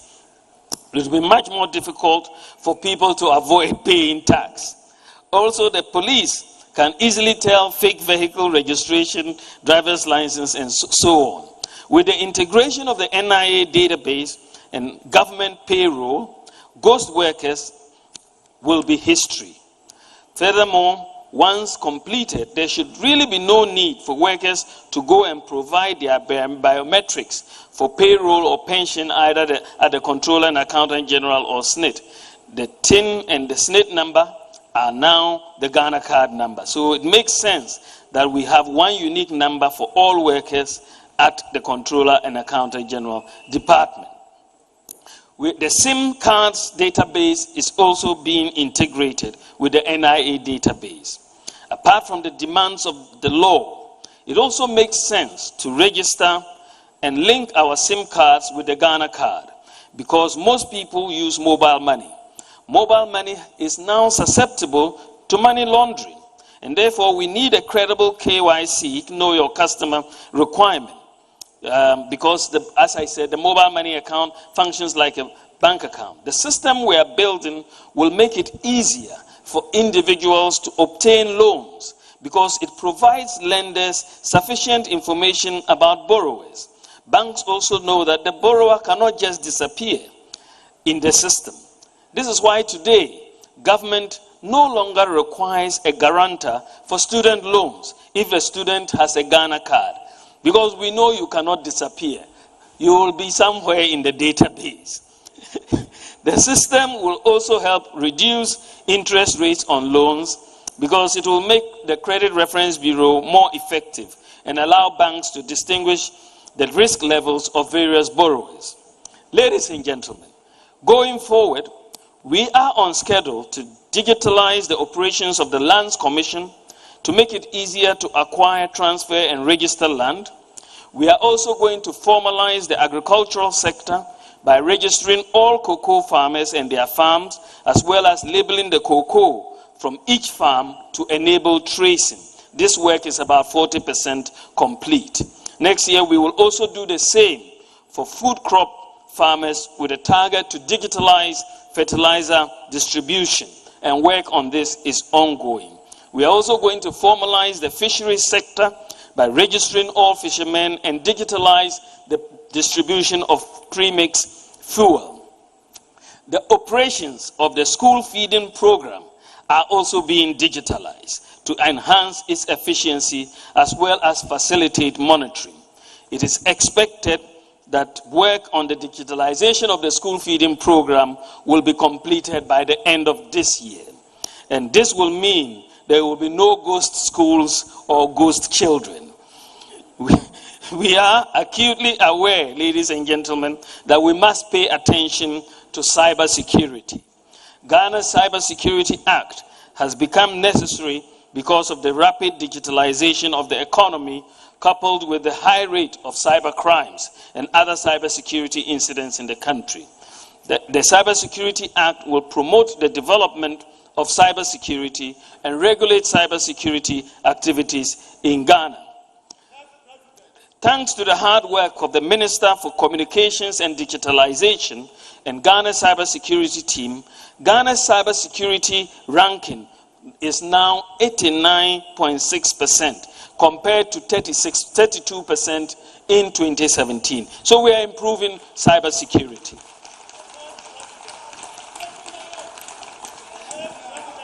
Ladies and gentlemen, in conclusion, my presentation shows that under the government of Nana Addo Dankwa Akufo-Addo, we are building, as a matter of policy, a new system as the foundation to drive overall transformation of the economy. How we conduct our economic relations, and how we govern ourselves.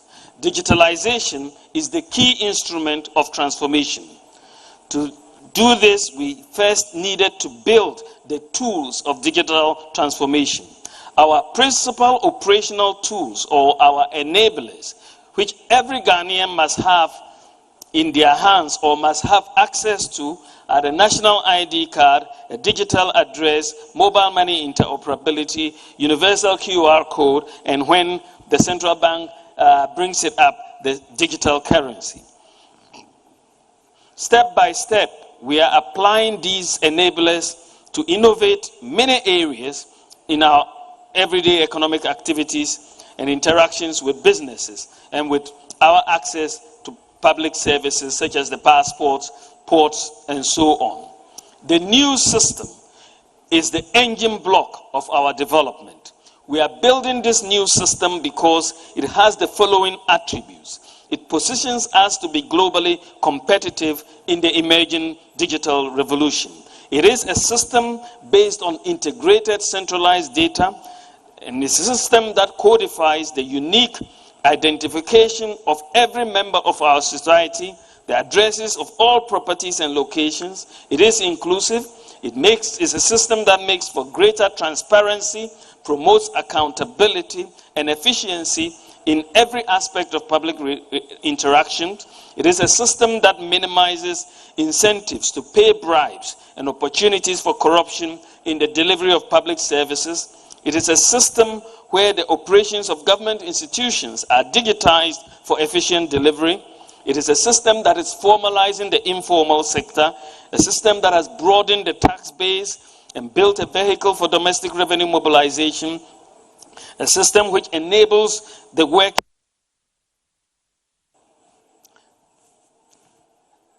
Hello?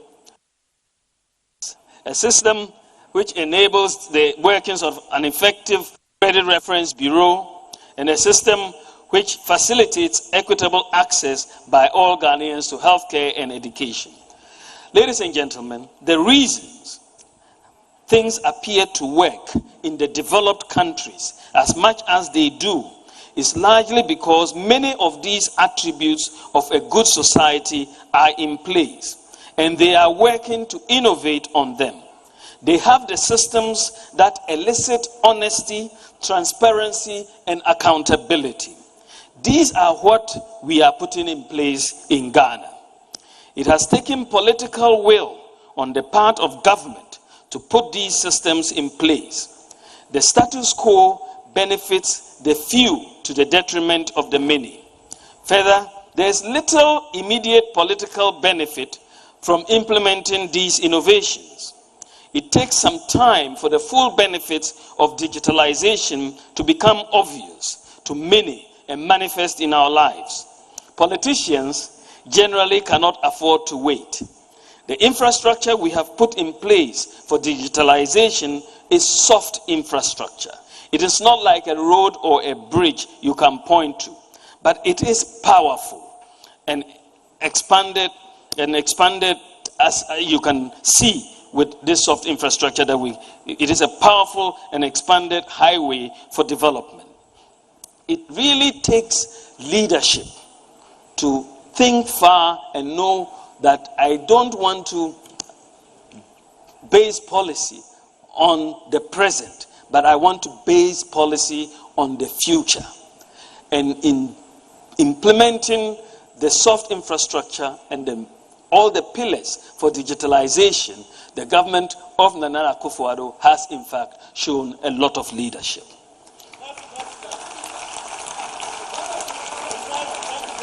It is important, ladies and gentlemen, to note that Ghana's digital transformation has largely been undertaken without foreign aid.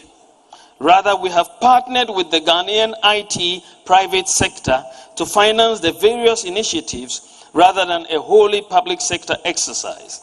It was a deliberate decision because the private sector and the public sector have different incentives. The private sector makes money when systems they manage work.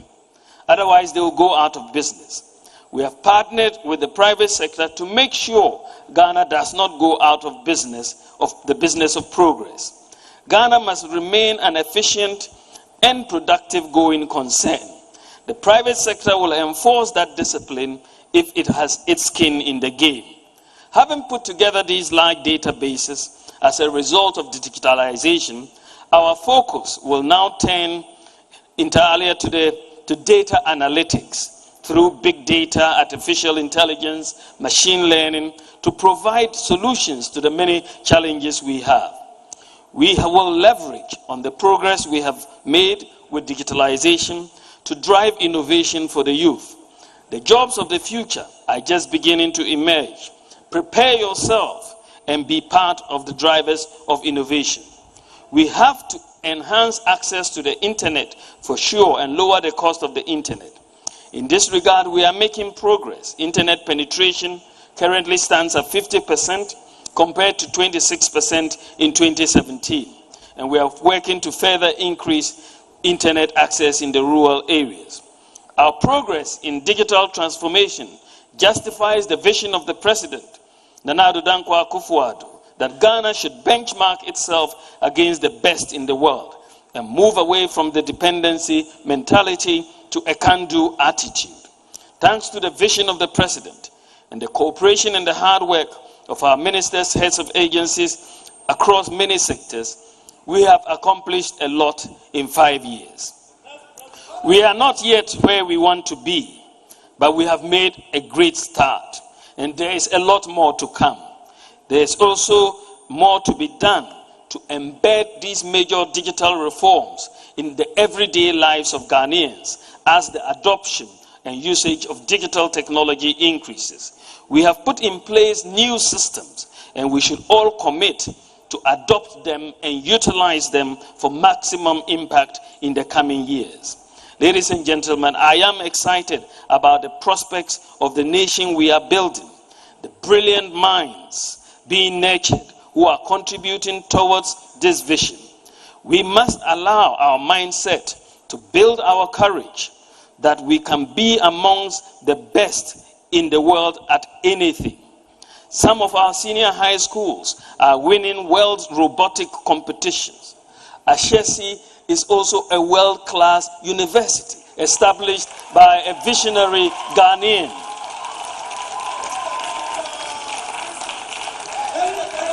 The digital revolution is a youth-driven revolution.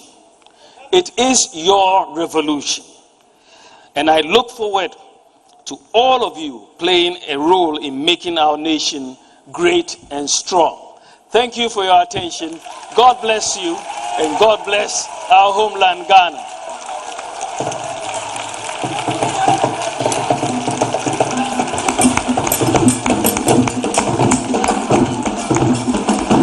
Thank you very much.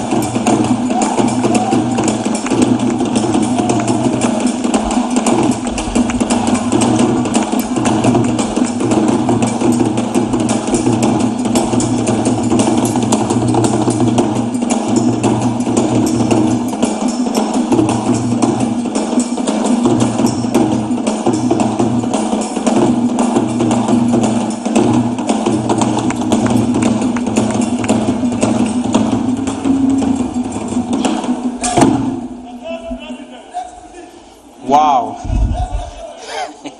That is brilliant. Astonishing progress. And I just want to thank you for your leadership in this very transformative agenda in digitizing our economy. I'm just blown away by just how much progress has happened, actually. Thank you. And I came this evening with a lot of questions, and your presentation has answered a lot of them. So I'm going to actually just a few questions and then turn it over to students. Okay. I know that we have students from other universities. I think University of Ghana is here as well. And so when I turn to students, when you come up to the mic, please state your name, what university you're from, and then you can ask your question. Please be brief in your questions as well. So the first question, Your Excellency, that I have, just listening to what you just presented to us and just how vast this is, what you're trying to do, and how much progress. It's very clear that you're quite passionate about this, right? And I wonder, is there some personal story? Is there something that has made you so passionate about this issue to move so forcefully in this area? Thank you very much, Patrick. I think that, first of all, I must say that I have a very passionate boss in the President, Nana Addo Dankwa Akufo-Addo. And so he is very keen on us modernizing Ghana. This has been his vision, and he's given me the opportunity to lead the whole digitalization agenda. I think that growing up, I was born in Tamale, and you see what opportunities, if were available to people who are deprived, I mean, not only in Tamale, but across different parts of Ghana. You could see that if you could make opportunities available to all and have a more inclusive society, a lot more people, some of my mates who could not go further in school, for example, were very brilliant. A personal story that I have, which maybe I have not shared, September 2002, was in Tamale Hospital, and my father had undergone an operation, and Tamale Teaching Hospital they needed blood. And we came out trying to find blood for my old man. At that time of day, the stores were locked. The person where the blood was not there. We were calling doctors all over trying to find this person. By the time the person arrived to the office and we actually got the blood, my father had died. Now, so when I met Zipline in Silicon Valley, I took a team from Ghana to Silicon Valley, the IT firms, and we looked at different technologies, and I met the head of Zipline. And then he started telling me the Zipline story and how they can deliver different things like blood. And so immediately he talked about blood, I remembered the issues that I had gone through with trying to find blood. And I thought to myself, wow, if only we had a service like Zipline at that time in September 2002, maybe my father would not have died. We could have called Zipline to drop the blood and then he would have been saved. And so I was very passionate in asking Zipline to come to Ghana and to set up the service in Ghana because there was, yes, a personal story behind it for me. It was very important to save a lot of mothers at childbirth, a lot of people with snake bites, the vaccines and so on. So yes, I am driven by trying to create an inclusive Ghana, and digitization is the best way to bring people to access services in Ghana. So I really, if you want to fight corruption, it is the best way to do so. Education, health, agriculture, and so on. So I think I'm very driven, as the president is, to make sure that we can provide Ghanaians opportunities to progress and to develop. Well, thank you very much for sharing that story. One thing I'm struck by, and really thank you for sharing that story, is there have been quite a few times where I encountered people who they've experienced something difficult, and you start to talk with them about the solution, and they say, well, but this is Ghana, it can't be done. And so thank you for taking that tragedy and moving us to do something about it. And I hope our students here are taking note of this story and what you can do when you have a personal pain or you have a personal difficulty, that you should think about how do you solve the problem for others and for our society at large. So my next question is, if you could wave a magic wand and something would happen at institutions like this in higher education in the country to further this agenda that you have with the president, what would it be? What is it that we should be doing more of? Tomorrow when I wake up, I call my team and say, let's go do this thing. Right. I think that one of the things that we have found out in the context of digital transformation is how brilliant, how talented our people are. As I told you, almost all the digital transformation initiatives that we have implemented have been implemented locally by Ghanaians. And so we have the talent here, we have the expertise here, and in the universities, you have very, very brilliant minds. And what we should be doing is turning our attention to the problems and how we can be a part of the solution of those problems. We've put in place a lot of enablers, a lot of tools. Now we need to innovate and build on those enablers. And I think that for higher education, as here, I think we should be challenging you more to come out with solutions to and practical solutions to problems that we are facing as a country. This is a place where, I mean, for any inquisitive mind, it's a real, area, because there are a lot of problems. And so if you set out to deal with solutions, this is where we think you should be pushing the students. Yeah. We would love to do that, and one of the things that has worked really well elsewhere is when the government puts out a challenge and says there's a problem we want to solve and makes a call for research and innovation to solve that problem and provides the funding to drive it. So we would love to partner with the government in doing more of that. But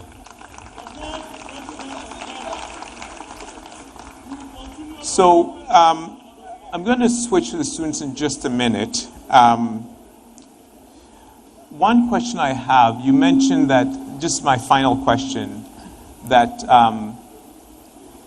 a lot of Ghanaians built these systems. Is there work that the government can do with these companies so they can export those solutions? Yes, I think that is, in fact, I believe is going to happen. I have heard, for example, that the company that built the digital address system is being contacted by other African countries to help build the digital address system. And I have no doubt that, companies like those that have put together the Ghana.gov platform and the tax application, I think in this context, can export all of that knowledge and share that knowledge, and they can make some reasonable returns from all of that intellectual property that they have built in Ghana. So we are very, very happy to support the private sector to do more and to export all this talent and all these innovations to other countries. Ready? Are there any questions from the students? I will start with the mic on the left here, on my left. So just come up. Don't be shy. So your name, your institution, and then a brief question for the Vice President. Awesome. My name is Tobias Echowood. I happen to be the Ashesi Student Council President, and I am privileged to be here at this point in time. We'll take 3 at a time. Thank you so much for everything. I am truly amazed by everything that you've covered. And there are some of the things that came to mind which I was hoping to get the time to ask you about. With regards to some of the major points that you put out in terms of data access, as well as digitizing the economy with regards to the digital address system, I wanted to find out what are the plans with regards to infrastructure meeting the ideals, specifically education and transportation.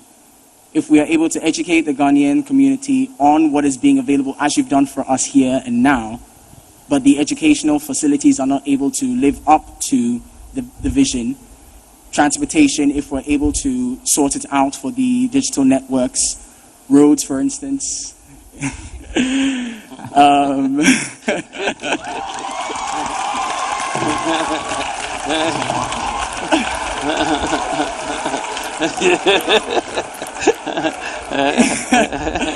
Essentially, on behalf of the Ashesi community, I wanted to ask, what are the plans for infrastructure to support the vision that you have shared with us? Thank you so much.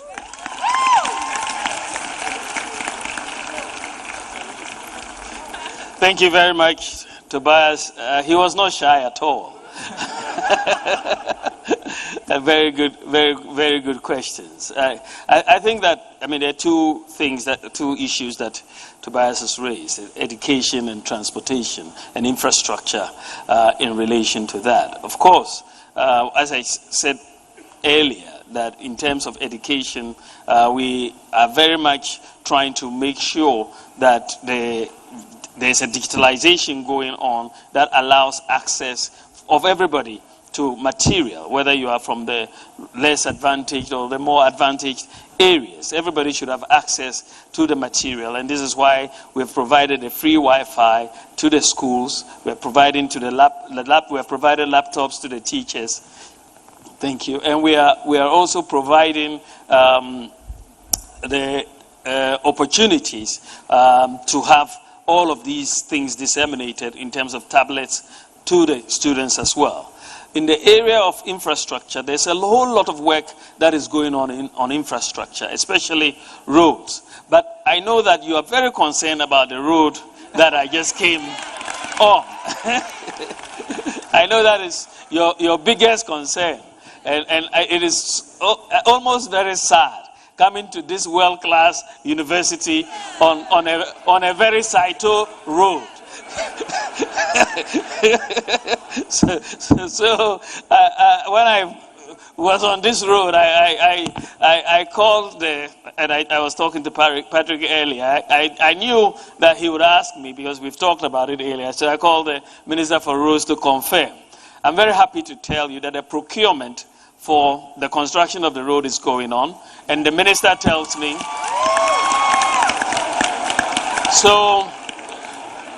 so he assures me, and this is a Kuwait-funded project, and he assures me that you will see work starting next year on your road. So that is the answer to the road. But it's not just this road. We are doing a lot of roads in the country, and we expect to improve infrastructure in that context.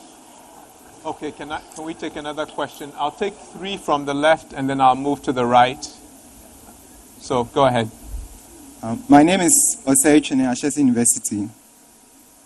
My first question is, disruptive technologies have a way of upsetting everything when it comes to traditional businesses. In this digital drive, how are you equipping local businessmen and local industries to stay competitive? I would like to give an example. I can just sit at home and then order a ride on my phone. But then, previously, I would have to maybe walk to a taxi rank or stand by the roadside to hail a taxi. So how are you building the capacities of local businessmen and local businesses to stay competitive in the digital drive? And permit me to also add this, it's more of a comment than a question. Lastly, we only have 30 minutes, so I want to be fair. So you get one question. So just one question. I'm going to be quite strict about it. We only have 30 minutes. So, Mr. Vice President. Thank you very much. I think from what we have discussed this evening so far, the support for local businesses is very, very strong.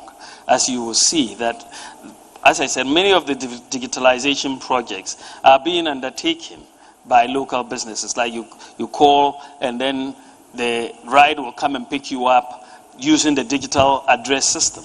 But this digital address system was built by a local firm in Dansoman, and the young group of guys and girls who put this together.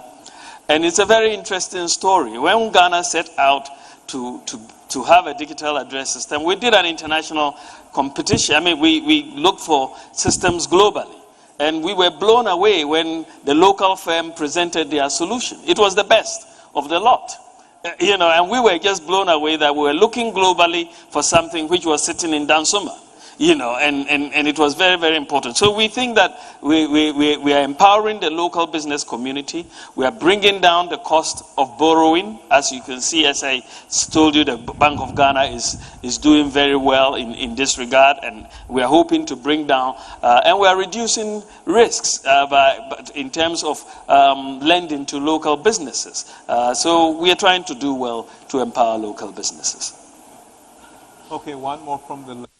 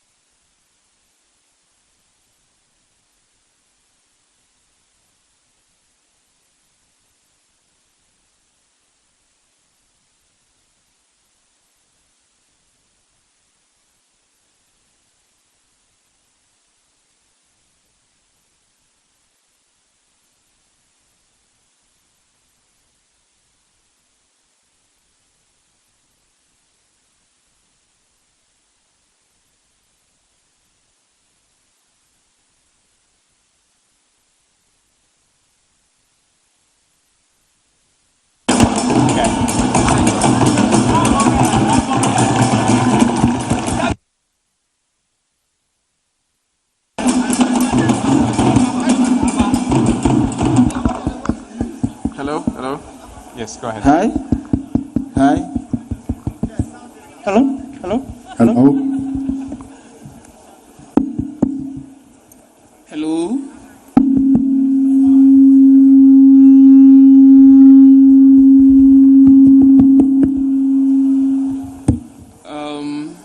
Okay, you can go ahead.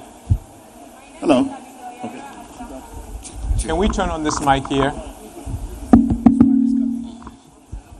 Can I ask my question? No, I'll have the lady ask her question, please.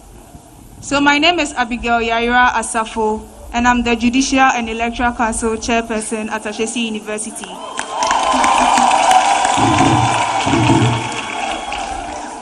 And thank you very much, Your Excellency. So my question is, if we have more digitalization, some people's work are likely to become redundant. And in that case, what is the government currently doing to make sure that though we have more digitalization, people are not going to be unemployed and there will be something else for them to do? Thank you.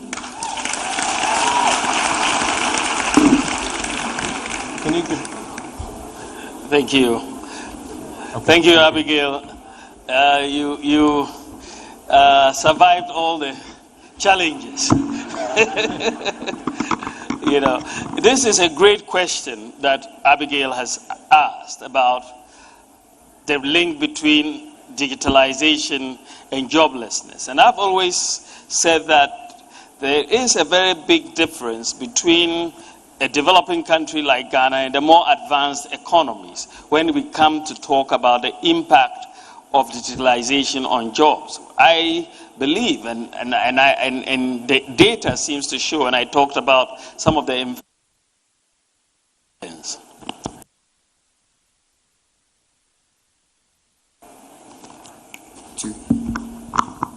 I'll get it.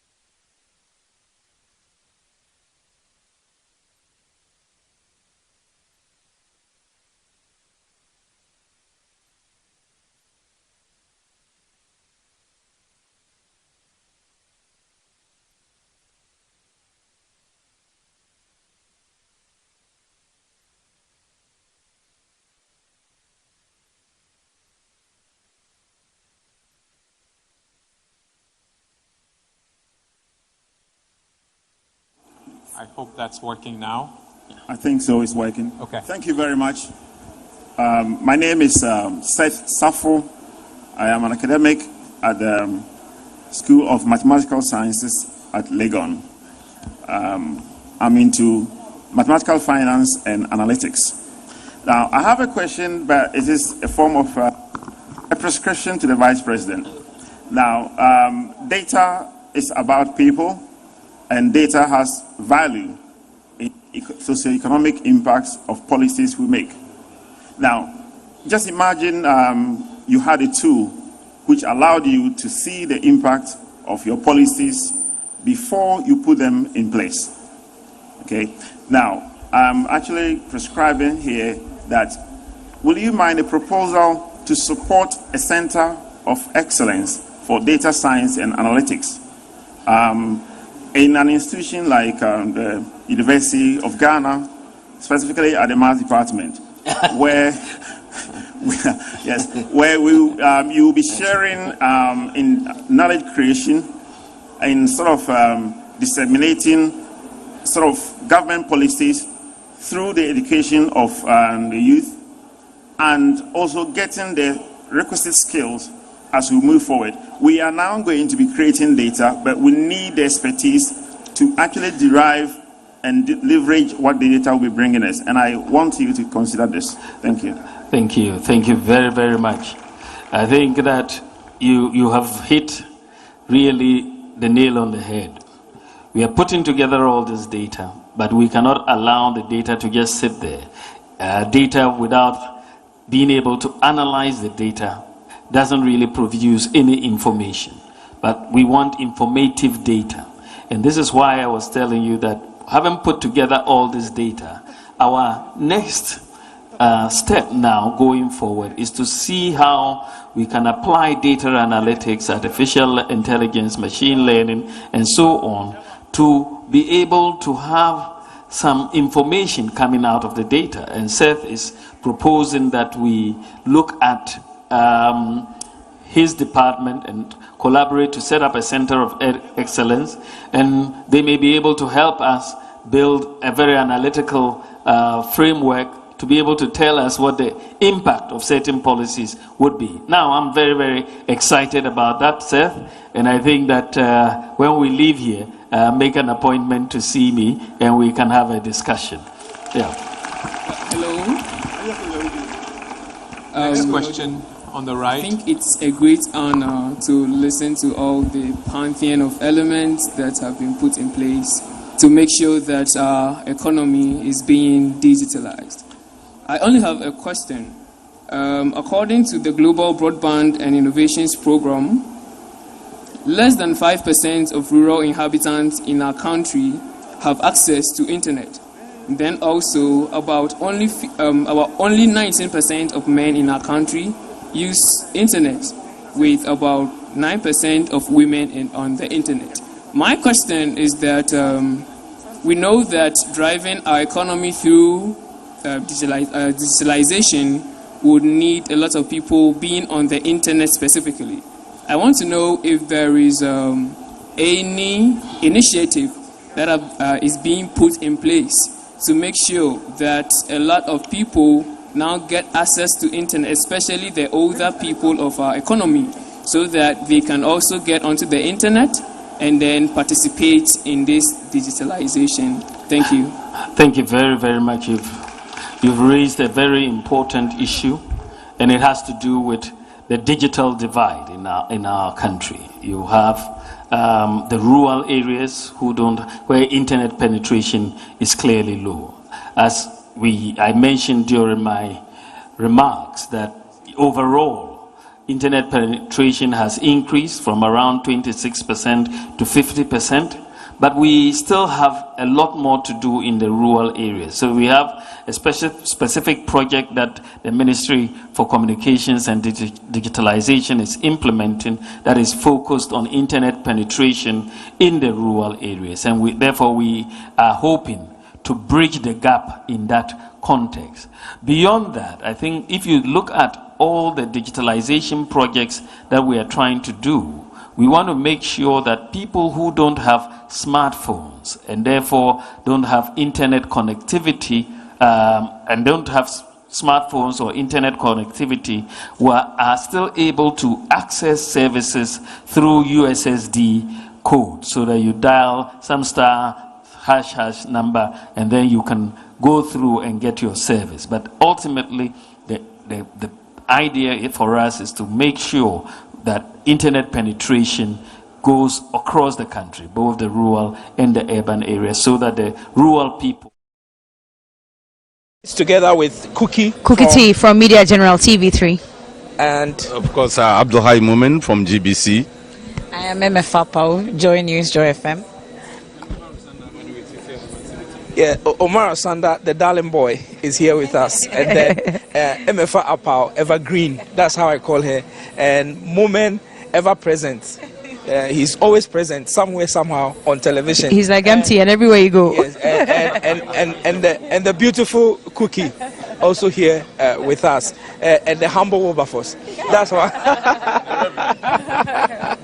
All right, so the Vice President has said several things, several pointers. Omaro, you had your take earlier on, but since we are back now, a quick wrap up on some of the things that you pointed out.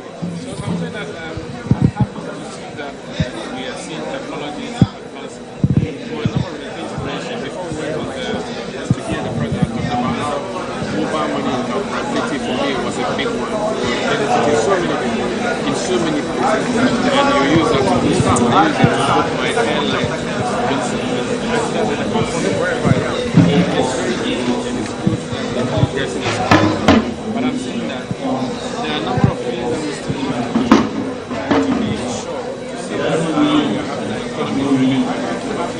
The issue of the Ghana card is not and I want to think about this Ghana card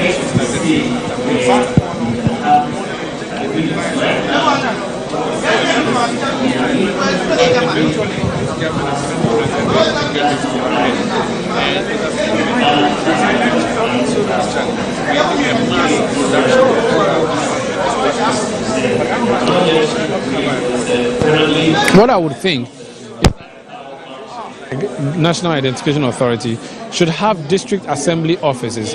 We have 265 districts in the country. Each district assembly office should have a small office like we have for the other agencies, where I can walk in and do the Ghana card registration if I fail to take part in the mass registration. But that's not happening, that's absent. Again, those who have been registered, not everybody have their card. I have my card, but I know so many people who don't have their cards. And when I spoke to the NIA, we were told that their cards are there, but they are now applying for offices in the district assembly so that they can go in, and they said they are going to use the GRA as a delivery point for the cards. And I thought that these were things that we should have planned before we started the work. Be that as it may, these cards must go in quickly. We're told children are going to have their Ghana card number at birth. It's exciting, but if I look at the challenges with the Ghana card for adults, I start wondering whether the children are really going to get it as the government is promising. So these are the things that I would raise initially, and that's what a cynic will do. And every now and then, the cynic in me will jump out, and that's what I'm looking at. But it's progressive, it's good, but these are things that we should deal with. All right. So, MFA, when the Vice President was speaking, I tried to make some notes, and I gathered that he talked about the introduction of the Ghana card to uniquely identify every citizen, which is what Sanda has been talking about. He talked about the introduction of the digital address system, and these are like 5 pillars that he identified. So the Ghana card, the addressing system, the introduction of the interoperability mobile money payment system, the digital payment platform, which is the Ghana.gov platform, and also the introduction of the QR code. These are like 5 pillars that he tends to talk about. Your thoughts on these 5 pillars and some of the things that he said about them? And then he puts it also under some broad thematic areas also, which included efficient public service delivery and curbing corruption as well. And then the property systems that you talk about. Goes on to give data, because like Umaru said earlier, there will be a lot of fact-checking going on starting tomorrow, because listening carefully, there are issues and there are some questions that are raised, even though tremendous, results have been seen since we started this. For instance, in 2017, he talks about the fact that we've been able to register with a TIN from 4% to 85% when we started this digitization drive. That's interesting, but we need to check if indeed that's what it is. And then the issue about the revenue mobilization, I was hoping to hear more in terms of how much exactly we have been able to make since the introduction of this particular system, because we know about the ports, the paperless ports, amongst others, the Ghana.gov. He mentioned that people are now receiving their passports in their homes, and I'm yet to see that. I'm yet to hear anybody say that they've received their passport, they've gone through the process, the biometrics and everything, and it's been delivered to them. So what it is that the process is such that you can opt for delivery. Okay. And so I know it's not like posted to you. I know we have a premium system, but I didn't know that now it can be delivered to you from the passport office wherever you are. But it remains to be seen if indeed some people are experiencing it already. Is it that you have to pay more for that to happen? Well, we'll have to fact check that going forward. But really, the issue about our children now going to get their Ghana card numbers once they are born, and I'm told that laptops and resources have been deployed already to the Ghana Health Service for that to happen. That's laudable, but we have to check also whether indeed that's what is happening. So some of these things that I've heard him say, I think it's in order. And then also the road getting to Ashesi University, procurement. The road needs to be digitized there. Yes, it has to be digitized. Absolutely, exactly. Well. Yeah. So we'll see how that goes. And then before we started, I was saying that I was hoping that this lecture or Fireside conversation, because it's not a lecture, I'm told, would not be heavily politicized as we've seen in the past. But I can say, I don't know about others who have watched, but I think that it wasn't heavily politicized. I think I didn't hear the mention of NDC anywhere. I think I didn't see any party politicking in this regard. At least we are looking at the national agenda. We're hoping we could get to a point where we can talk about national development, the economy, without politicizing anything. At least giving praise where it is due, and then criticizing where it is due, so that we can move forward as a nation, knowing that our future generations are here watching and trying to emulate from our leaders. So far, I think that we'll leave it here for now in terms of my observations. Tomorrow, we'll continue the discussions wherever. I was going to ask you, maybe I should, and that is that, do you think that, when we were going ahead to do election 2020, there was this accord that was signed wanting to have peace and all that kind of thing? I'm thinking that, and maybe all of us can have a take on that. Do you think that we should get to the point where this issue about digitization or digitalization as a country, we decide that we are snatching it away from this politicians and even this current government, because we need to take making a place it a national issue, so that we say that even at the time of elections, we get our politicians to commit to the fact that whoever wins the election, wherever we are with the digitization process, when you come to office, you will continue from there. But we should get to a point where we don't need to bind our politicians to do what is right for us as a nation, because they know that this ought to be the case. Why would I start a project? You come, you leave it. When you know that this is what will give us a place in the world. Without digitization, we are just here and we are working like we are on an island. We won't get anywhere. So in the beginning, I'm sure we're all listening when I asked Honorable Opon Nkrumah if there is an agenda or something documented. So just like you're saying, to be able to make sure that there's a progression of all these interventions, whether there's a change in government or not. And you have the answer that he gave, that, well, it's a democratic society that we are in. So if Party A comes, they can determine if they want to continue or not. And I had a little problem with that one, because there must be a Ghana agenda. There must be something that we are, so like you're saying, there should be a pact that we should all sign, that whether it's Party A or Party B, we are all making sure that there's a progression with all these interventions. Now, when the Vice President was speaking, he said these interventions or digitization is a youth revolution. That's what he said. Now, if you understand the word revolution, it's a forceful overthrow of a system that has existed for a very long time. So if we are forcefully overthrowing an old system, then of course we all must sign a pact that, listen, it's not just the youth who must make sure that they drive these interventions. Our politicians who are seeking our thumbs on the 7th of December every 4 years must make sure that if we vote for you and we put you in government, you don't come and tell me that since it was the MPP who started all these interventions, you are NDC, and you think that when you come into power, you don't think that it's important to continue this and that. So then what happens to the funds that have been invested in making sure that these interventions were running? So for me, my take home, I love the fact that he said it was a youth revolution. So it means that, okay, anything that he starts with a youth, I expect it to last, because of course we are the future leaders. But are you creating the conducive environment for this forceful takeover of an old system? Number one. Number two, are you even bringing yourselves to be accountable tomorrow, so that we can ask you that, okay, so these interventions that were started so many years ago, what has happened? What's the progression? And all the loopholes and all the lapses that were found, what have you done? Would they bring themselves into our books of accountability? That's my question. Okay, Moment. So you have the floor. Yes, I was excited when the vice president, when he began, he did indicate that if you fail to digitalize your economy, you are bound to fail as an economy. And I was excited when he linked that to the fact that the GRA in particular was also going through the digitalization process, especially in respect of tax payments and so on. The current system as it stands discourages people who would otherwise have naturally loved to pay their taxes. It discourages such persons from paying their taxes. A newly registered company, you go in, there's a contract coming up, you need a tax clearance certificate. The system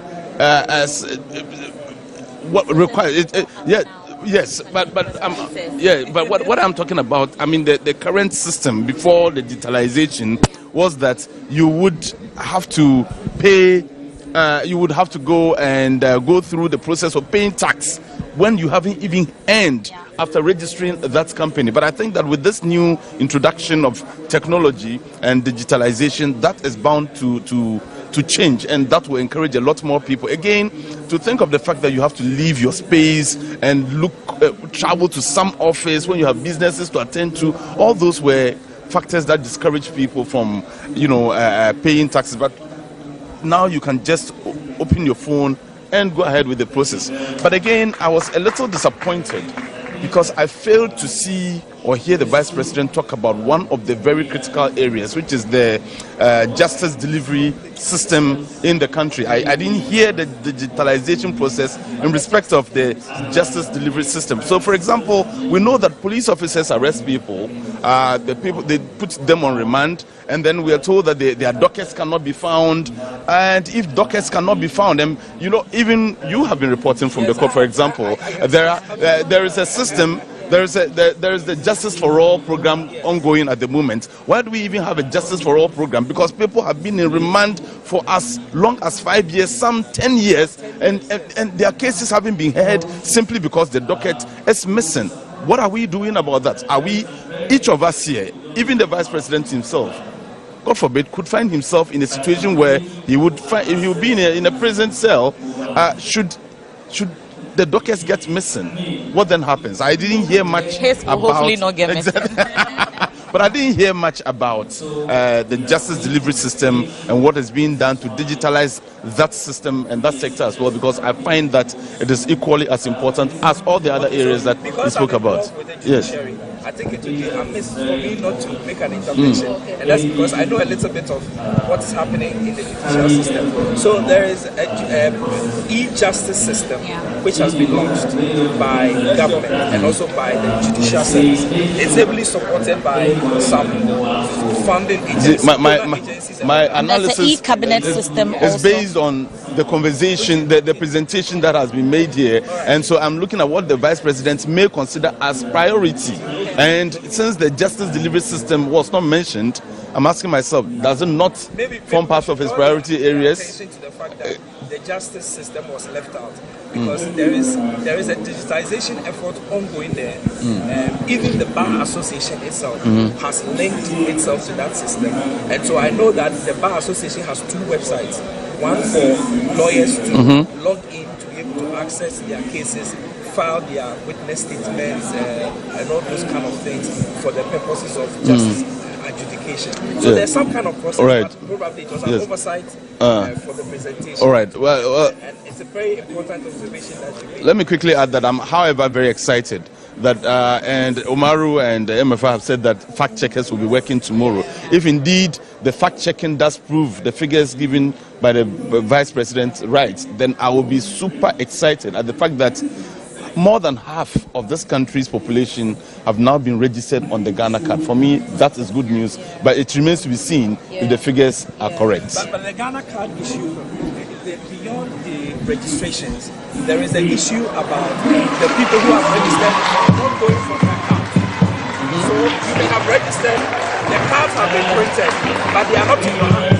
Now, you know that before you pick your card, you go through a verification process. So to the extent that you haven't gone for your card, what it means is that the process is not completed. Right. Because the card has not been verified before it is given to you. So in your estimation, what does the 15 million that he talked about represent? Yes, because if what's important is you have registered 15 million, but we need to know whether, we need to know how many people have gone for the card. Actually received their cards. Yeah. It is, when I got my card, I went through the process. They issued the card. At the time of taking the card, I went through a verification process to receive the card for it to become my own. So until you go for the card and complete that verification process, you have not received your card. And so it is a challenge that I think we need to get the statistics about it, not just about the printing of the card, but how many have actually been delivered and are in the hands of Ghanaians for purposes of verification. So even when we do the election registration, about 11 million or so, if I get the number correct, used Ghana card as their source document to register to vote. They were those who use passports, and they were those who also use birth certificates. Yes. The majority were the Ghana card, and it was around 11 million. So I can say that, okay, based on the election data, 11 million people may have the cards in their hands. But what it means is that there are 4 million who haven't gone for the cards, who are not using. Yes. Okay. So yes. Yes. Wilberforce, so for me, in all of these, the digital address system is something that the government has been touting and celebrating. But how often do you open your Ghana Post, app? For instance, if you're going to a location, we always use Google Map. People always ask for Google Map locations, and even if they give you the Ghana Post or GPS code, how often do you use that? I am happy it's been deployed. They've put a plate in front of my gate. I wasn't at home. I came home and they had come to count, and they put. I can't tell you that on national TV, but they have come to put it there, and that is good. But I think there should be a software that supports what we have pasted on people's doors and gates. That's what I would say. Okay. All right. So I don't know if anybody has The e-digital currency was also mentioned. We are told it's yet to be adopted, but I look forward to it. I'm told it's not a cryptocurrency, but we'll see how we're going to be able to implement that. And I'm told that already the men are complaining about the Momo because it's become too easy for you to send money. We are being signaled to wrap up now, so we need to wrap up. Yes. Wrapping up, I'll say that the integration of all these things, so that passports, voters ID card, SNIT card, all those things become one card, which is the Ghana card. It's the future. That's what we should it's have. Extremely important. No. And to vote with it as well. Since it's becoming a passport. And I'm just hoping that we do not politicize this conversation. By all means, let us criticize, let us critique the presentation, but let's make it non-political as possible. And let's make it a Ghana agenda. Exactly. Yes. All right. And hold people accountable. So my name is Wilberforce Asari. I work with Asasi Radio. My colleagues starting from Umaru. Umaru Sanda Amado, City FM and City TV. I am MFAPO, Joy News, Joy FM. Many thanks for your company. My name is Abdul Hayy Mumin. I work with the Ghana Broadcasting Corporation. It's been exciting coming your way. Cookie T, Media General, TV3, co-host of our morning show, TV3 New Day. It's been a pleasure doing this with you guys. Yeah. So together with all my colleagues, we thank you very much indeed for the privilege of your company. Thank you very much. Thank you. Thank you.